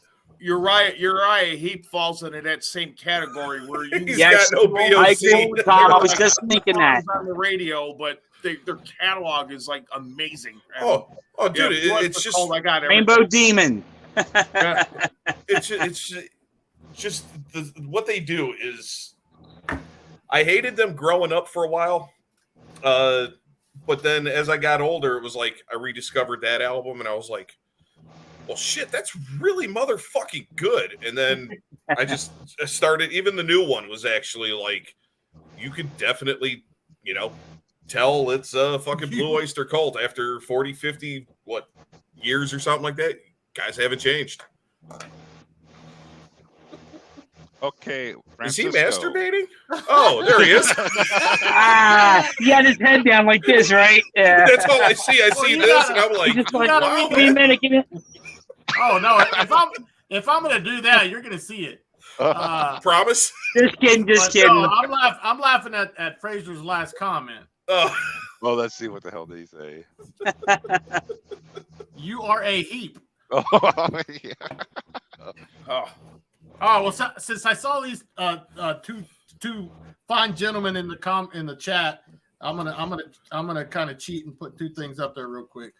But the first one is the second Apsu album, which I fucking love. Oh, yes. The gatefold, the badass gatefold version, the original version, the no posers version of it. I have it. Well, I would hope so. But yeah, Ray, what's up, Ray? I saw him in the chat a while ago. So That's a good there you call. go. That's a great album. And then It was second wonderful to learn. What's up, Andy Jones? The Flimps Oh, Manipulation 7 fucking classic. I got that. Somebody dubbed it on a CD, like a bunch of shit on a CD, and that was on one of them. And I was like, holy fuck, this is really good. Flim fucking rules. So there you go. Ray and Andy, there you go. That's cool. Fucking cool. Okay, Chris, what's next for you? Another record that seemed to skip a lot of people too, and should get a lot of good attention to. A very good listen. They're a mix of Judas Priest, Saxon, Motorhead, except with a good carnivore razor look to them. Holocross. Huh. It's just called Holocross. They're on New Renaissance Records. What is it? I missed that one. You got I me on that recommend one, them Chris. highly, highly, highly. These guys, these songs are aggressive. The guitar sound is, I mean, sheer razor burning, machine gun fire sound. It's brilliant. It rips and roars. I'll have to check Drums, that the out. vocals are great. It's a screamer, man. This thing blisters. It's all the best elements of heavy metal influences. They're from Pittsburgh, Pennsylvania, too. And they were on New Renaissance. This album, not many people really, seem to get into it or dug it. But because it was on New Renaissance and back in those times, I was writing to all those bands. And I saw it and I was like, I got to have it because I know it's going to be good. And I saw it, loved it, every song on there. It's a brilliant, aggressive album. I got It a is. lot If of you New love, Renaissance you love stuff, Accept, too, and Man of that- War, Judas Priest, Saxon, Picture, Crocus, with the Venom feel to it and the Razor feel. This is your album right here, man. This is your album you want to hear. I will look for that. Yeah, It's going to have that's fire and a smoke good out of your one. ears after that album. It's a new one for me. I'll definitely look around for it. That's going to be fire and smoke coming out of that. The name Play of the it band loud, too. kinda, Because it's so aggressive. Play that fucker loud. It sounds really good, louder and louder. sounds like I it would actually be like love a new wave of British heavy metal band with that name. More aggressive, though. It's a more Yeah, aggressive approach of it. Okay, my next pick is pretty much a classic. Judas Priest. yeah, Unleashed yeah. Me. Yeah. Who's Judas Great Priest? stuff. That's one of the. This is That's one of the. band. That's really one of the greatest live sounding metal albums I've Oh heard. yeah, It it's one of the really first ones is. I heard Man. when I was a That kid. I thing's was hooked. thunder. That is thunder. Yep. Look at that cover. Who's gonna do that Yep. nowadays? Shit, It's brilliant, man. It says it all. that screams heavy metal It does. or something else. What you see but is it's what you heavy get. metal. I love bands that are like that. What you see is what you What get. you get, yeah. I mean, I'm there a you big go. What are all fan. the songs on there? Exciter, Running Wild, Center, Ripper, The Green Mile, Leashy, Diamonds and Rust. I mean, these are all their freaking greatest hits from back in the day. So Yeah, there you go, Carl. okay, what did we got? Oh, yep, that's another Priest. Oh, Painkiller. classic. Okay. Yeah. Oh, yeah. Oh, I love that album too. That was Probably one their of my comeback album. That was their It's like- comeback, yeah. Oh yeah, Yeah. absolute. But Jesus Christ, that's a fucking ripper of an album. Yes, it is. Okay, Tom, what you got for us? All right. Fraser's probably gonna be doing backflips now. Okay, let's see. Yeah, he That's a fucking, good one. He jerks off the pictures. Side one, I'll just keep. Oh, you had that one out too, Tom. Let me pull it out with you. Whoa, hey, I had it on my list too, buddy. Yeah. Side one, man. Pulling them out. Fuck yeah, man. I mean, Motorcycle Man, right? I mean, what a way to start a record. And then end it with Machine Gun? Yep. Fucking hell. Another one. You gotta listen full volume. I get in trouble because I'll keep playing it over and over and over and I'll do it with like the song "Wheels of Steel" because it's my favorite tune. I mean, they took like one riff and pretty much made it a 6-minute song, and it is just catchy and it just rules and just. Yeah. Aren't you getting? I praise you. I praise you, old head. Yes. You So, know your shit, they're man. another You know band- your Wheaties. They're another band that didn't get their proper due. No, they didn't. No. But boy, are they fucking stronger than ever, man. Yeah, I Those still albums- got to get that new one. I have not gotten a new one yet. I heard it's really good. Really? Who's left that's still in the band besides Biff? Is it Oliver back in there playing guitar? Do you know if it's how many members are back with Biff? I just seen him some couple of years ago. It might be, I hope it ain't a logo sale. I think hate it's that. It's Paul. one I think it's original member Paul. and everybody else is a hired I gun. think it's Paul. The Okay. other guitarist. But Okay. because when they were on tour with Priest, they had a night off and they did a show at Reggie's in Chicago. Wow. And it was like, holy fuck! I mean, You saw it? Reggie's, oh hell yeah! Oh, it was. Oh fucking my great, God. man. Yeah. Wait, would they play old, man? What's that? What did they play? Did they play like Machine Gun, Motorcycle Man, Dallas 1 p.m., Strong Arm of the Law, Heavy Metal Thunder? Did they do any of that stuff? Or They did old Venom and stuff. Leather. I don't remember exactly what they did, but it was just one of those. You're in the moment, and I just, it was huge sold out. influence on me, man. I actually Huge ran into influence. Biff and got a picture with him, which was like I hardly smile in pictures, and there I am, like. But, Get them while you can, Tom, because you don't know how long these guys are going to last anymore. absolutely. I mean, I'm not saying to be a downer, but you don't know. We're all getting older. They got to be late 60s, early 70s, maybe. 70s. I think I just saw something where Jesus. Biff is like in his 70, 72 or something like that. I could be wrong. Probably And sounds I am right. proud to Yeah. say I got kids on my school bus into Saxon. There you go. They're Okay. accessible. I mean, it's good music, and it's It is. honest music. Yeah, It's you know, strong. And you know what's Get great into about it. them, Tom? You remember their songs. Yeah. You can play their album one time, you will remember their songs. Yeah, And it's not- nothing fucking says great band like you can remember their song the next day or a week, hearing it one time. Yep. That's my opinion, though. Okay. Saxon rules, but we got to get to Adam and see what he has next. Sorry. No, it's all good. The enthusiasm. Hey, as long as it's for a fucking kick-ass band like that. All right. I got two sitting here. Carl, what do you think? One or two, man? I'll go Do a number double one. shot. Okay, Double let's shot? two. Do a double Okay. shot. Why not? Oh, Yes. Hey, all right. Abso-fucking-lutely. So, And they should have got more props than Anthrax ever did. oh, absolutely. All day long. I They mean, fucking smoked at least they're still Anthrax with putting their out worst fucking- song. yeah. So probably one of my favorite albums by them. I really like WFO too. The earlier stuff, Feel the Fire, Taking Over. Yep. oh yeah, It those just- it rule. just- Those are my I favorites. always thought they were robbed of that whole stupid Great Four thing. Yep. Anthrax, Scott Ian bought his fucking band into that Big Four shit because by pound bought, for you mean pound, sucked song for everybody off, song, right? Overkill smoked them. Oh yeah. Smoked them. And then Except Fistful of Metal, but that had Greg Wells writing most of the songs, or almost all of them. Yeah. I like Armor. Wait, hold up again. I'm sorry, my eyes. Okay, let me. So, oh, that's not new band, right? Or newer? Yeah, Oh, okay, Armor. Yeah, what's this? Sweden, Finland, something like that. Norwegian, something like that. I can't even fucking remember. I have drank so many fucking beers and smoked so much pot to this album. It is just one of those. It's almost in the vein of. Okay, yeah. Kind of like Wasp Motorhead, if you will. Ish. Oh, beautiful. That's a nice. So description.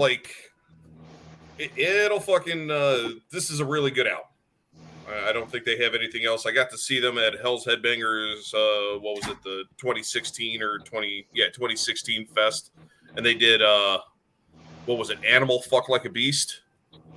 Oh. And actually, like, fucking nailed it. And I was like, holy shit, dude, that's good. So if you haven't got it or listened to it or anything like that, I highly suggest you check this fucking thing out. Sounds good. Yeah. I highly suggest that. It's Finland. Right. Yeah, okay. I knew it was something like that. Yeah, so. Finland. I'm glad we got like the chat over here because I'm like, I know they can. Am I wrong about something? Like Fraser, do you have this in your fucking collection? Most of these guys know off the top of their head. We all, how can you keep track of even when you get older, you try to keep track of everything. Sometimes you fucking mix it up, man. Fraser says he's got double D's. We're human beings. He's got double D's? Yeah, that's what he says. Yeah, I mean, it says it in the comment. I got double D's. Fraser got double D's. I mean, does it not say that? I got double D's. Yes, it does. I see it right there. Yeah, I mean, come on. Am I next? Yeah, you're next. All right, to me, my all-time favorite hard rock band ever. Now, I could easily have gone with like my favorite one, Power Age and Let There Be Rock and all that shit, but I'm gonna show the brand a fucking new one. Oh, so this is a damn good album. I like it a lot. Yes, this is probably the only thing I've ever bought like at Walmart, like ever, I think. But I found it for like they were asking a shitload, but for some reason they were selling it for like $15 or $12 or some shit like that whenever over here. So I picked up 2 of them and they're still sealed. And wow, nice. This album kicks ass. One of my favorites, like there's a song called Demon Fire that just fucking kicks ass. It's a good album, but overall it's a damn good album. I like it a lot. And I listened to it quite a bit when it first came out. And I'm probably going to have to revisit it again soon. And I fucking went all in. I even got the cool AC/DC box. That fucking I did the same. You can probably see it sitting up there. And all that shit. So, I mean, I hadn't really paid attention, really bought anything of theirs since like, what was that 88 album? Blow Up Your Video, I think.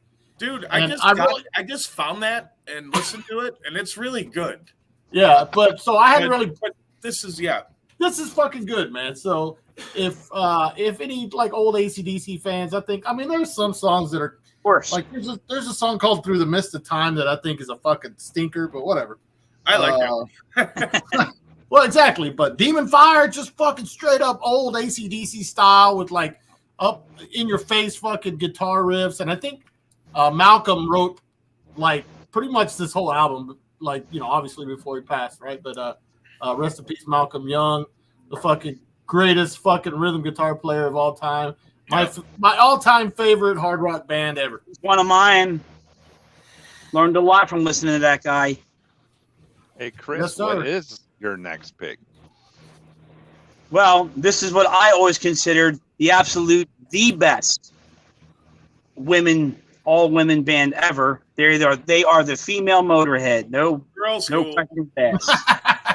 Hell yes. Demolition, man. Fraser's furiously jacking off right now. Yeah, and for the record, it's signed by Kelly, who is no longer with us. There's her signature right there. Oh, wow. Cool. And they are the female Motorhead. And still to this day, they're playing. It's still Kim, and Denise is still playing drums. Jackie's has been on guitar probably longer than any of the other ones as lead guitarist. But Enan, I don't even think Enan's in the band anymore. But yeah, they are. I consider them the best full woman band, all girls. Oh, I mean, 100%. Kelly is really super underrated lead guitar player. I mean, she's just to me, she's a female Fast Eddie Clark. Yeah. She's got the touch, the feel. She's got the licks. I mean, she's not. I mean, I love Lita Ford, but I mean, she's 3 times of what Lita can do. Oh yeah, Kelly, and it proves it on this album, their debut. And they were label mates with Motorhead, right? Well, because they were on Bronze Bronze Records, and they were dating. And Lemmy said nobody would touch them. So Motorhead took them under their wing, and they're still running around today, making great music. Cool. But I always recommend their debut album. Starts off beautiful. Demolition. I mean, Not for Sale, Nothing to Lose. The riffs, the sound. These ladies got it, man. Their sneakers and T-shirts with, fire and piss. I saw them. So this is great. I would recommend it. If you're going to listen to Girls School, start with this one first. Brilliant influence for me, for Dennis Sin, and for Bloodstorm. Yeah, they rule. They were great live when I last saw.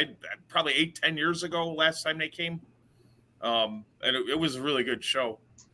But yeah, huge fan of Girls School.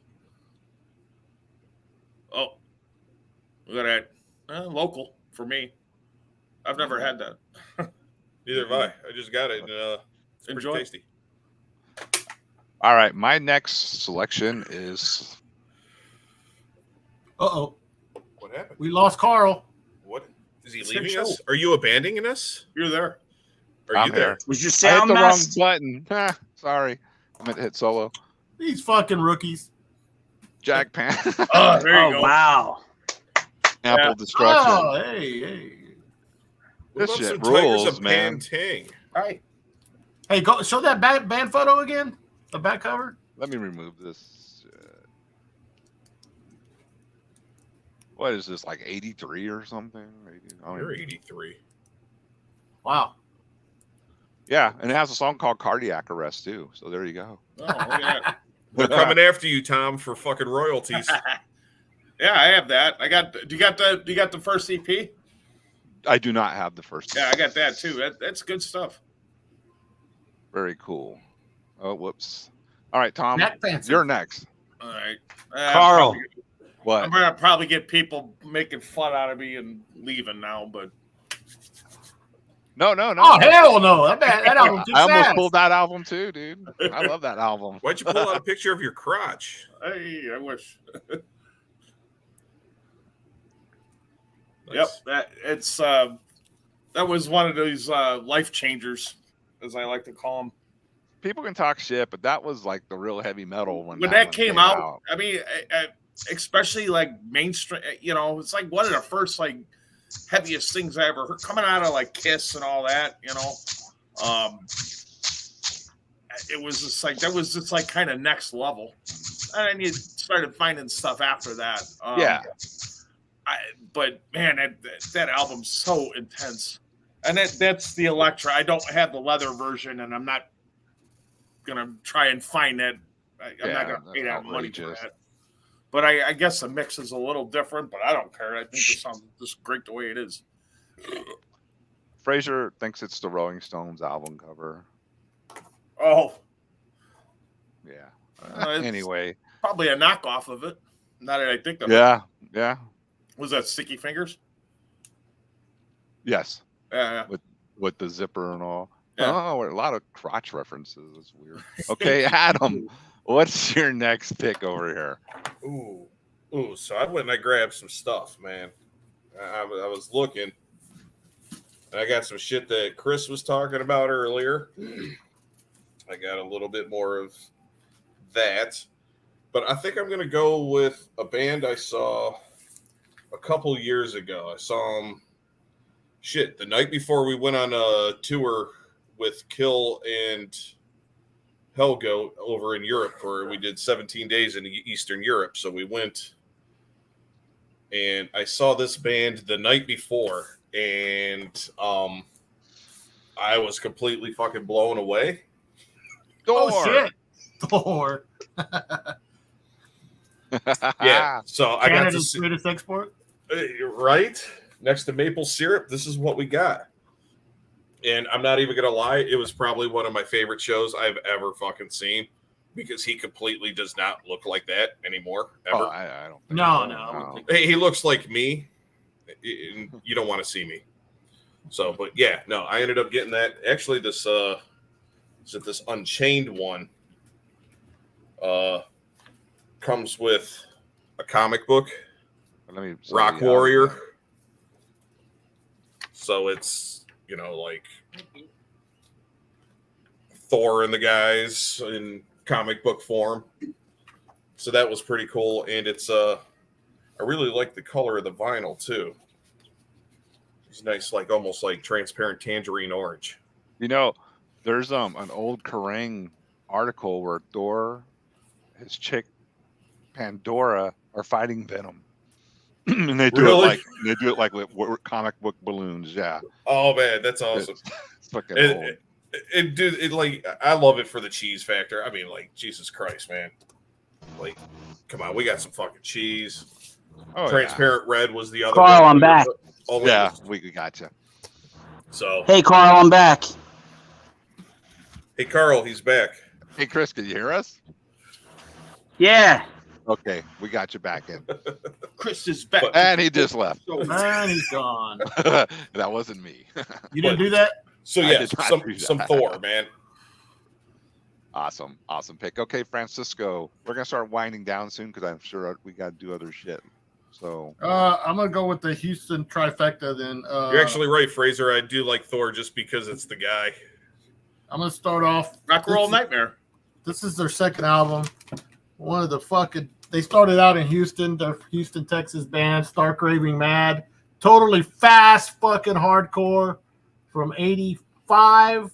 Just totally ripping. I remember Tommy Carroll, if y'all have heard NYC Mayhem and Straight Ahead, he told me he started those bands after he saw Stark Raving Mad play live one time. So that'll tell you how fucking badass. Yes. That has crazy vocals, man. These guys, this is like super fast, hardcore, like early DRI with like Jello Biafra type vocals. Mm-hmm. And it fucking kills. The first one's a little more aggressive, the MX one, but they both kick ass. Stark Raving Mad, get into that shit. The next one is UIUS from Houston. This is late 80s. Straight up fast, ripping hardcore with a little bit of metal kind of thrown into it. These are good friends of mine. They put out 2 albums. This is the first album. Totally badass. And then this has members of UIUS in it. This is humongous. Has Nikki Sicky of Verbal Abuse on vocals, since they originally were from Houston, right? So this is a Reason to Care album. Real good hardcore punk that you need to check out. If you when you have a song called Learn to Say Fuck You, you know it's fucking kicks ass, right? So there you go. Houston hardcore. Nice. Good. All right, Chris, you on? Yay. What's your Well, next choice? I'm going to say this to me, high influence again, of course, me with my influences, right? Well, I always considered them the absolute identical AC/DC-like band, but from Switzerland. Uh-oh. That's it. Oh, yeah. Of course. I knew it. No, hey, Little rendezvous, man. I got one for you guys. How come they ended up getting Axl Rose to sing for him when they could have got the motherfucker from Crocus who sounded sounds just exactly like him. Like Bon Scott. Mark sounds just like him. Especially when you listen to these old albums of him, he sounds exactly like Bon Scott with heavy metal music behind it. Yeah. I mean, because I love Bon Scott's one of my, he's one of my Mount Rushmores. Okay, so he's got a sleazy ass voice. Yeah, I'd like. Oh my God! Attitude. Oh yeah. Mark is just as raspy, and he can do exactly the same things Bon Scott did. If you probably isolated your tracks, and somebody didn't really know them like we do, fans, you probably would think it was the same guy. Mm-hmm. I mean, the Crocus album, all the early ones, especially this, because this was my first one with the band. I mean, this was a life changer for me because the songs, the time period, this album meant a lot to me from my old neighborhood and some of my old friends. And it stuck with me very good in the back of my mind. And it represents a lot of my old friendships, this album. And when I play it, I can remember my hanging out times with those certain friends because I gravitate to music and friendships and a lot of things like that. So this album meant a lot to me on a personal level and as an influence level on sound. Music's supposed to do. Yes, it is. It's your undisputed friend. It never says nothing bad about you. It doesn't judge you. It just is. You can enjoy it fully for what you want to do and interpret it your own way. I mean, that's brilliant. Honestly, I think like Crocus, I don't think they got their due either because they kind of, MTV with they did Schools Out cover, which wasn't really, I didn't like it that much, and Midnight Maniac for the Blitz album. Oh yeah, I was just and then they did Eat the Ritz the other day. But all that early stuff was actually, I got a lot of Crocus. They're great bands. Hardware, brilliant album, start to finish. Hardware is another one. One Vice at a Time. Even Pay It in Metal. Headhunter. Love that stuff. Headhunter. Yeah, so there you go. Headhunter the other day, and I'm just like, this is fucking. I have that. I have the poster of Headhunter. I got a full blown Crocus poster for Headhunter. Nice. What about some Sirith Ungol? You guys dig that? Yeah. I tried. I have that album. I tried. I'm not into them like a lot of people. It never sunk with me. Them, but they're decent. But a lot of people, they think they're like. I have one album. What's that? King or something? Yeah, One Foot in Hell is probably. Yeah, the album covers are phenomenal, and I loved them when I was in my teens. I was like, these are great, and I wanted to I couldn't. It didn't click, and I remember it was the vocals and the music to me clashed. If you'd have put that vocals with another kind of band, and you would have put another singer with that music, it probably would have been a lot better both ways around. But that's my impression. That's it. But I'm one guy, so there you go. My next pick What is do you get? We're going a little heavier. Angel Corpse. Oh God, yeah. Termination, yeah. Oh, dude. That and the Inexorable. Jesus fucking Christ. I didn't see him on that. I got to see Tony play for Nile, I think it was, a couple years after the Inexorable. I think it was Nile and Creator or something like that. And I was just like, Jesus fucking Christ. How did this dude move so fucking fast for being as big as he is? Dude, I mean, their speed when they came out was just crushing. There was, I think they I got some order from Chaos there, Fraser. They kick-started like that really aggressive, almost war metal scene, but I think they're better than the war metal bands myself. Oh, absolutely. But, yeah. I used to see what were they always touring with Incantation like back then all the time? It seemed like I saw them a bunch of times touring with them on these albums, Cannibal Corpse and whoever else. I just thought they rolled. All right, Tom, what you got next for us? Another one, No Explanation. Oh yeah. Yeah. Yes. That right there, man. That is a death metal record. That's the blueprint for grindcore. I don't call it grindcore just because it got blast beats. No, it's not. It's not. But it seems like they pieced a lot of it came from that record. Sure. Absolutely. Yeah. Oh yeah. That's brilliant. Dave Brave, man. It's not blast. It's just fast. I always say, and it sounds. It does, man. I always say with like the best drummers, like the best. I love him, Dave Brave. Were him and Mick Harris from Napalm, because they got into the pocket of those riffs, and it was the sound though on that album. Bounce, and it complemented the guitar. It wasn't all this look at me, look at how, it wasn't that. It complemented everything. It was, dude, that's a Rusty Soul Blade bulldozer rocket fucking album right there, man.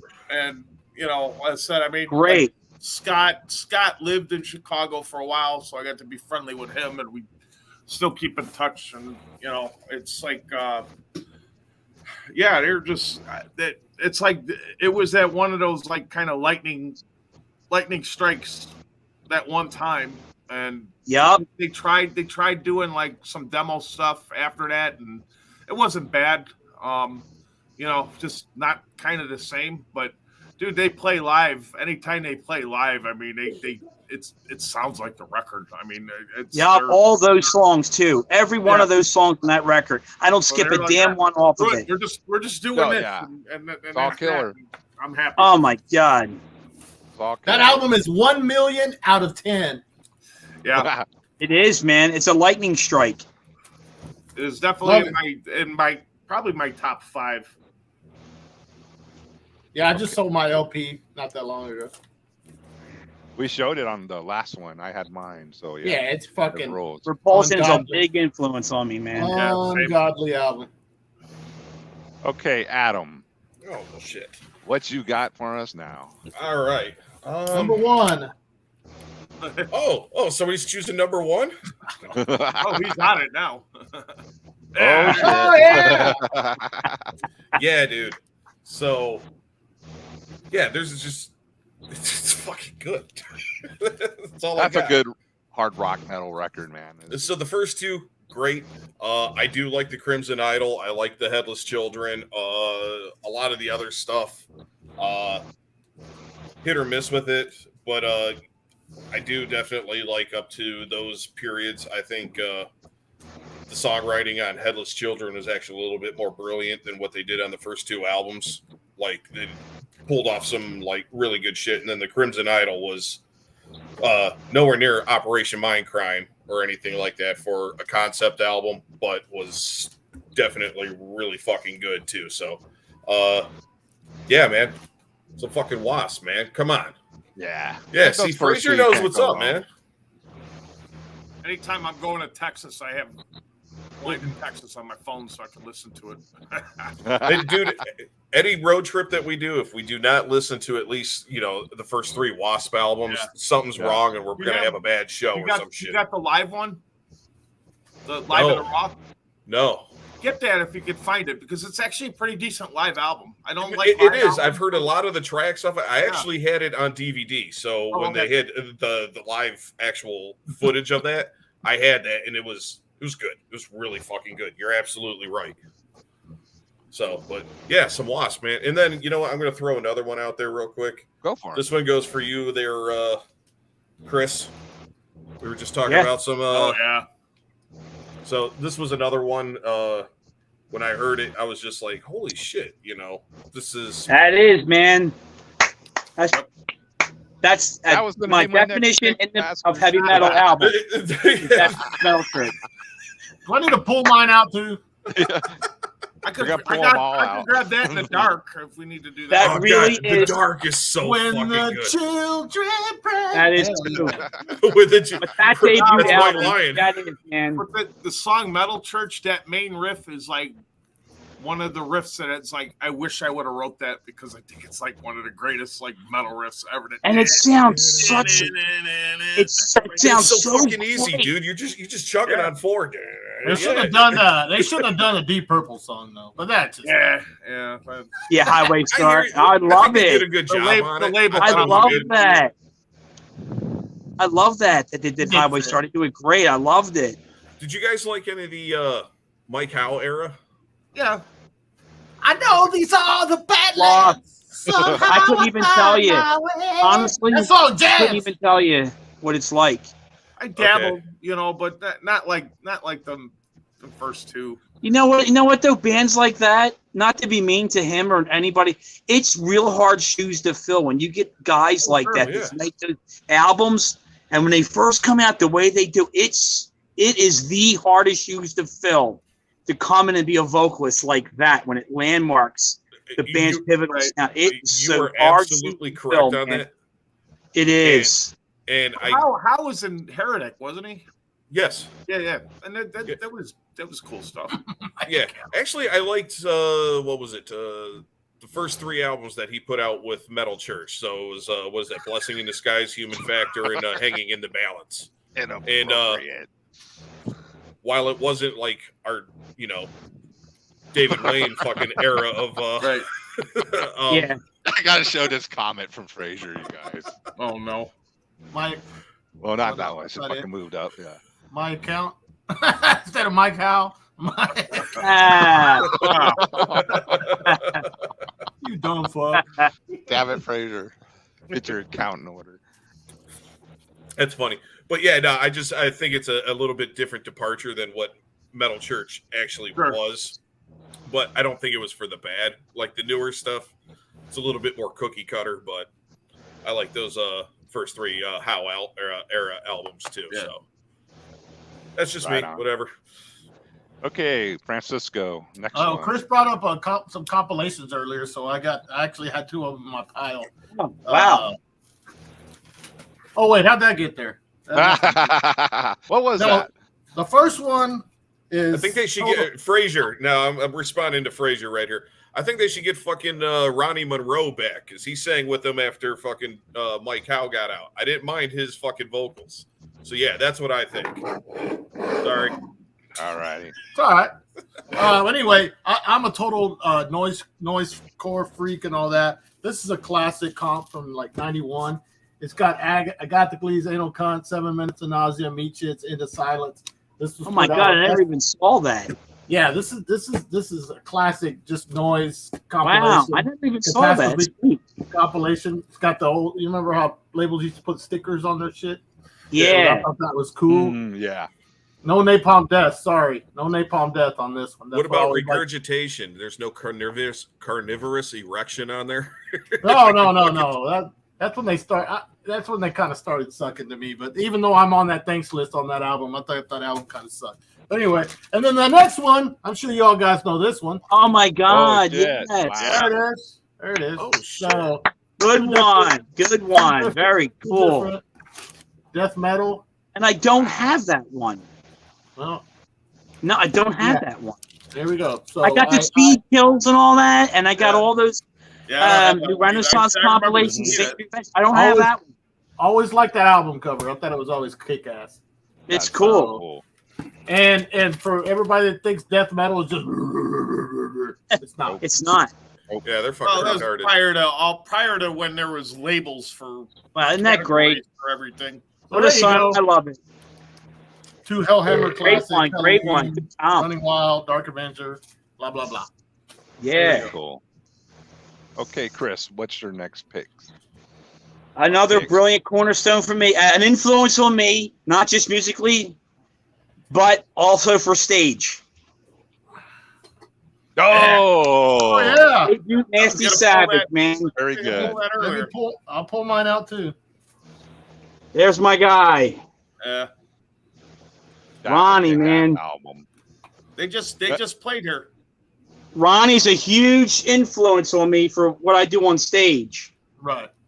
I mean, he's the reason why I don't stage dive anymore, because when they played for the Penetration Point tour with DRI, Ronnie was letting people come up on stage. Nasty Savage was, and he would let people run at him and jump, and he would grab them and do an overhead press, and then take them and dump them back out into the audience. Right?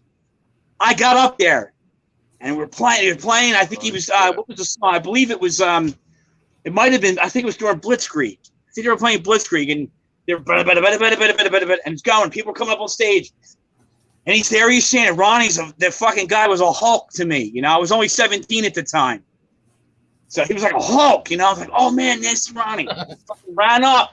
He's like, "Jump!" And I jumped, and he fucking put me up over his head, spun around, and fucking whoosh out into the crowd. And when he threw me, I missed everybody's hands and hit the fucking steps behind them.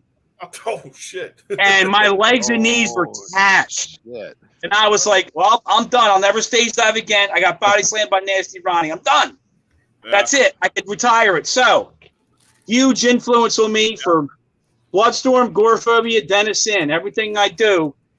And for mainly what Ronnie has done on stage really helped set the bar for me. What I like to do, as much as Kronos and as much as Voivod and Lemmy, Nasty Ronnie was definitely a stage influence for me. On top of their brilliant music, unforgettable songs, unforgettable band. I mean, they were the Iron Maiden times 10 to me.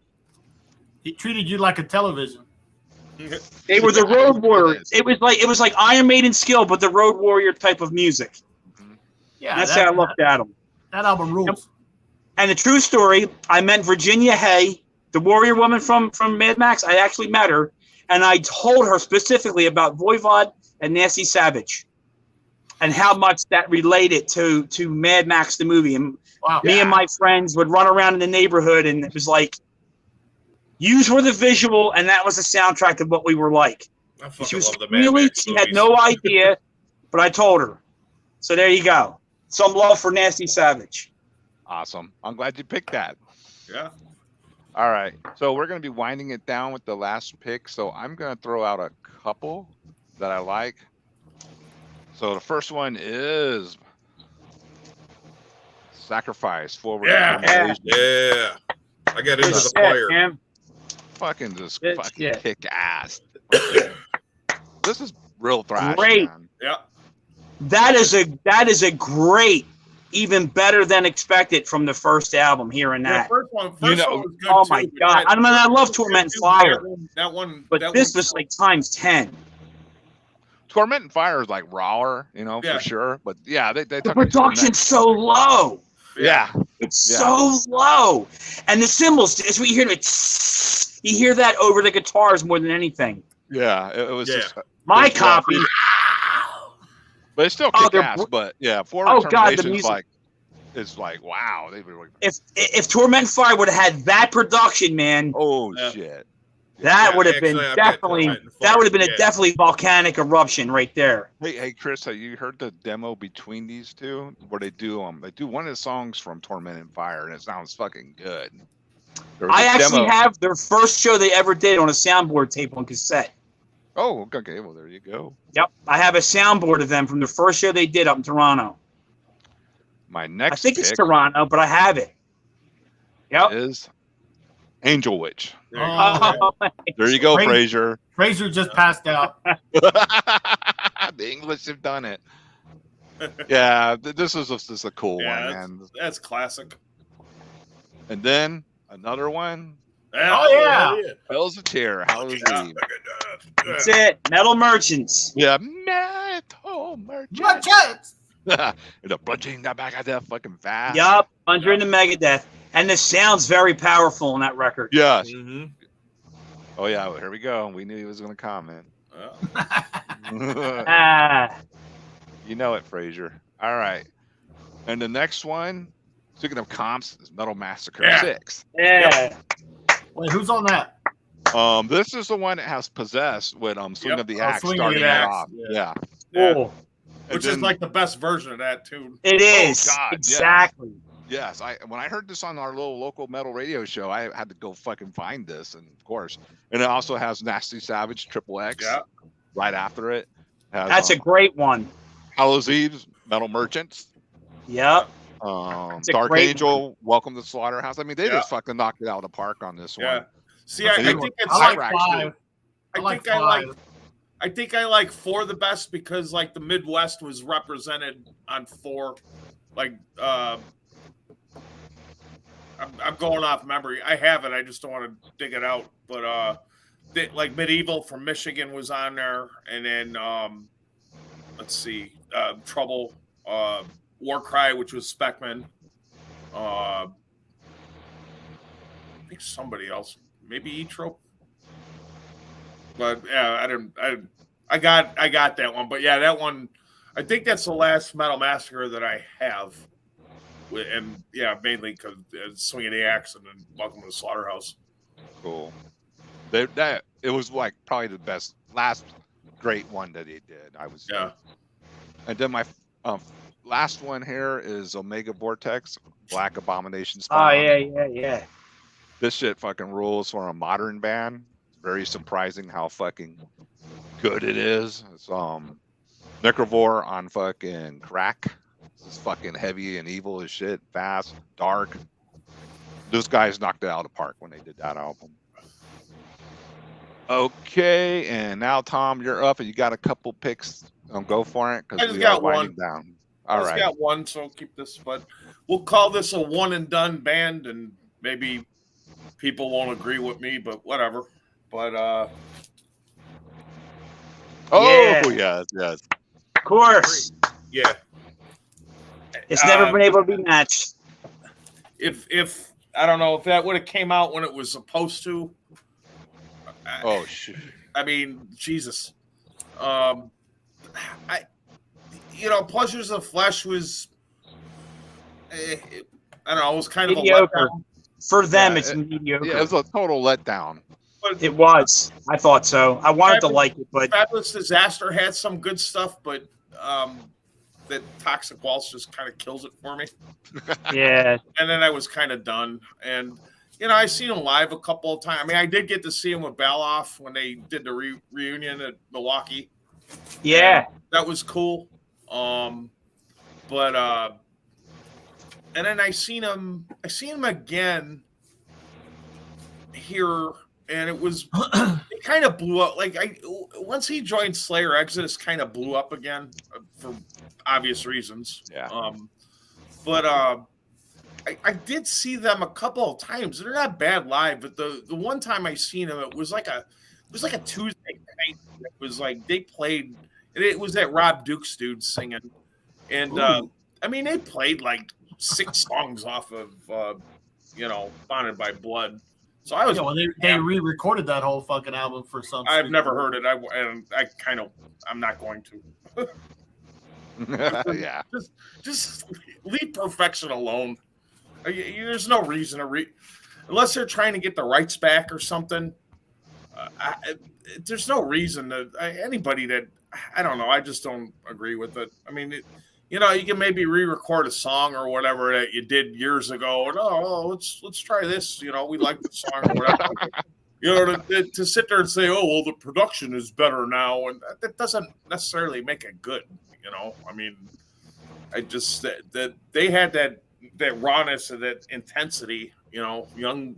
Young band, and it just young and hungry, don't give a shit. Right. Yeah. It just you're not gonna and I said I'm still a Metallica fan, regardless. Me too.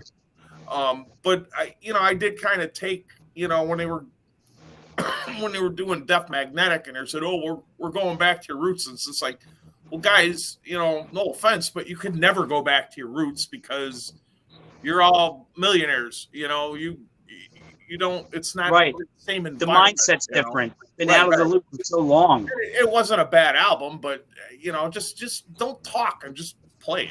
Yeah. Exactly. Just do it. You're different people at that point. Right. You weren't the same guys who were exactly, Carl. Yeah, it's impossible to do that. All right, Adam, what's going on? All right, man. So a little bit more loud. Yeah. Oh, that's a good choice. Yeah. My daughters love it. My daughters love it because they're Japanese. That's number one. She recognized they're Japanese. And then she heard the Crazy Night song. She thinks it's cool. Yeah, it's one of the heaviest riffs, man. It's really a great record, man. I really do love that record. I enjoy it.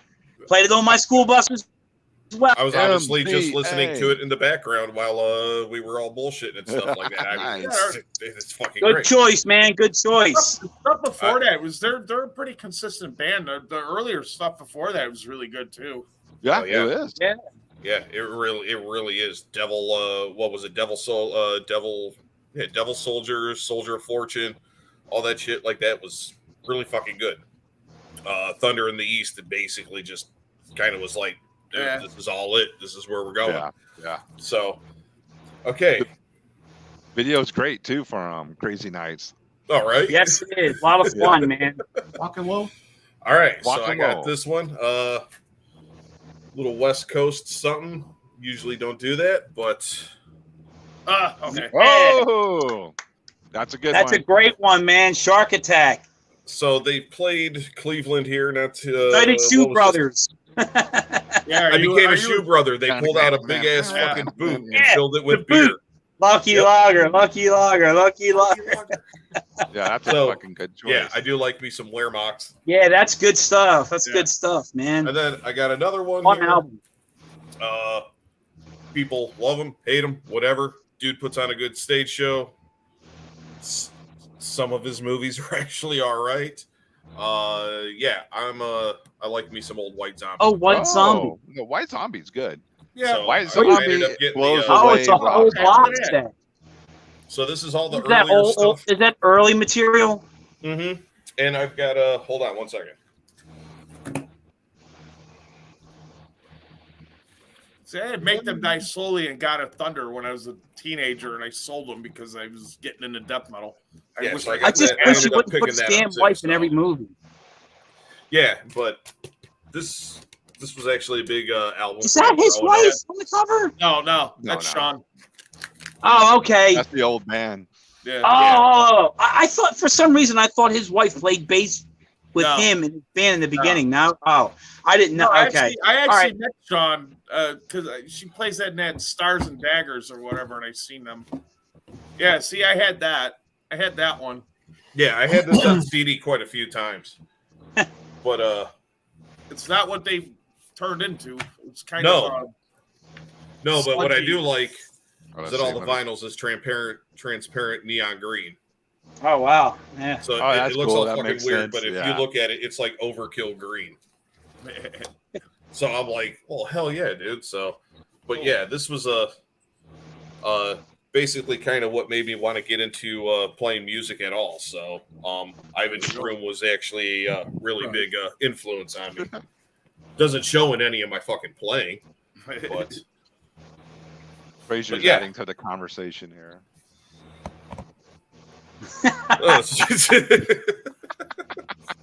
Everything's with the nudity. With the nudity. Fraser. That's his wife, not the bass player. Damn it. Yeah, dumb. Yeah, Fraser, you made the same mistake I did, buddy. I thought they were the same people. I had no idea. Okay, Francisco, what you got for us? I'm gonna run through these. I'm not gonna explain anything. I'm not gonna give you anything on them. Just gonna show there you. There you go, man. Just put them up. Death Row. Yeah. Good one. Yes. What is this? Beautiful. Cheech and Chong. Los Cochinos. That's cool. Bad Religion. Back to the North. Yeah, Religion, all right. Fucking bands. What is this? Oh, classic. Adrenaline OD. Wacky Hijinks. I don't know that. Oh, Jesus. AOD versus what is Godzilla. that? Is that a comedy album or punk rock? No. This is early 80s hardcore, fast hardcore punk from New Jersey. Wow, I never heard of them. With like, they actually had a sense of humor. They weren't like all serious. They were fucking, they had songs about, buying shitty cars and you name it. But they fucking, they fucking rule. This album is fucking classic. Cool. I said I wasn't going to say anything. Cancerous Growth from the Boston area, Late for the Grave, badass Boston hardcore. Rest in peace to Mark. The bass player just died like a couple of weeks ago or last week. Fucking ripping hardcore. I brought a lot of hardcore today. That's okay. Classic bootleg, Terrorizer. Oh. And I think that's it. Oh no, Dark Angel. With the actual cover on it. I have the different cover. I have the one where it's all black with the logo. There you go. I still need that. Awesome stuff, man. Great. There you go. So I'm done. Fraser has it on CD if you needed to know. All right. We are down to Chris. What do you got, Chris? I have a couple. I'll do the same thing Francisco did. Typical me. Well, my second favorite trio from England, all-girl group. There's their debut record of Rock Goddess. Oh, yeah. Good call. And good stuff. I recommend it. Good thing. So there's that. Always, Betsy Bitch Be My Slave. Yeah. That's good stuff. Yep. Good shit. It's Judas Priest with powerful vocals by Betsy. Looking hot as ever.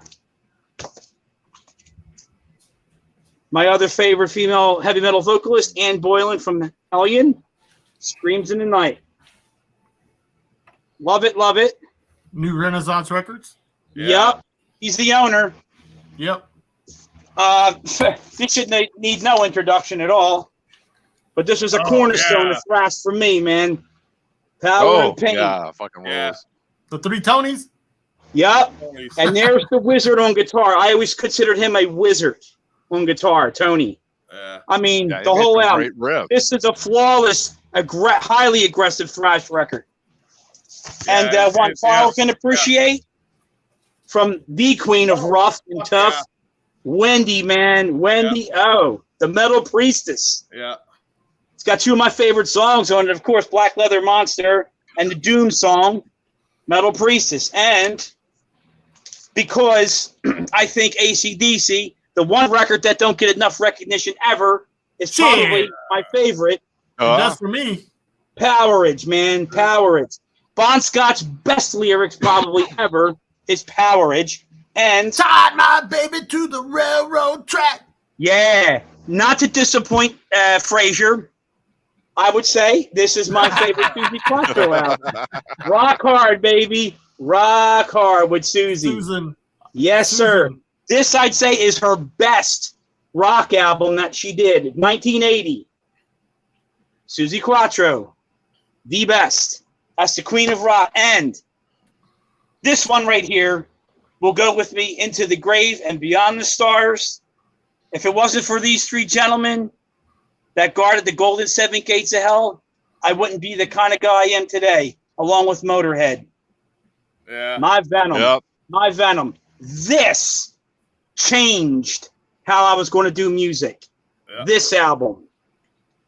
This was it. Along with Motorhead's Overkill and Iron Maiden's Number of the Beast. Bought them all 3 times. This was the Exorcist of music to me.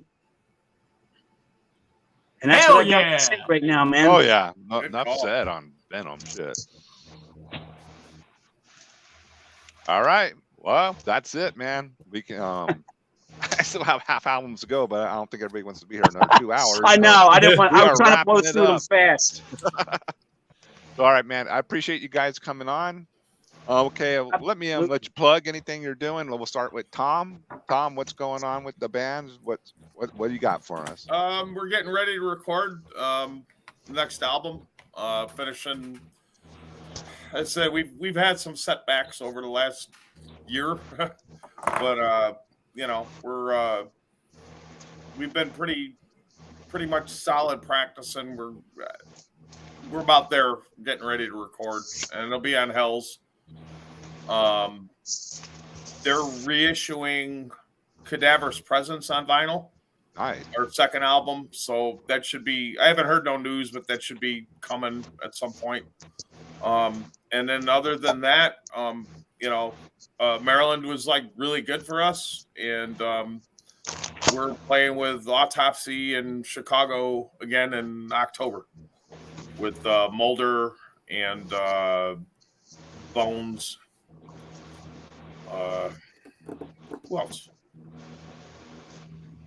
That's it. Us, and then Comedians opening the show, and the Comedians friends with Chris. So they did that. They did the Painted Doll records. If you've ever heard those, just kind of rock music. It's cool. Cool. All right, Yeah, Adam. that's it. Thanks, Tom. Adam, what's Yes, going on sir. with you guys?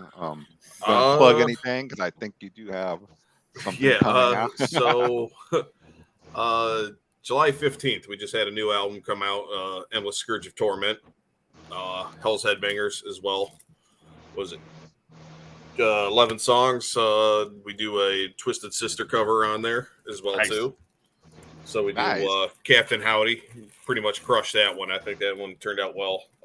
I'm really proud of this album. I know a lot of bands say that, but this one, I think we finally nailed the production that I would fucking love that. So we had that, and we had a split 7-inch with Kill come out. Oh shit! As well too. Carl, as a matter of fact, this is your guys' copy that I'm sending you. So awesome.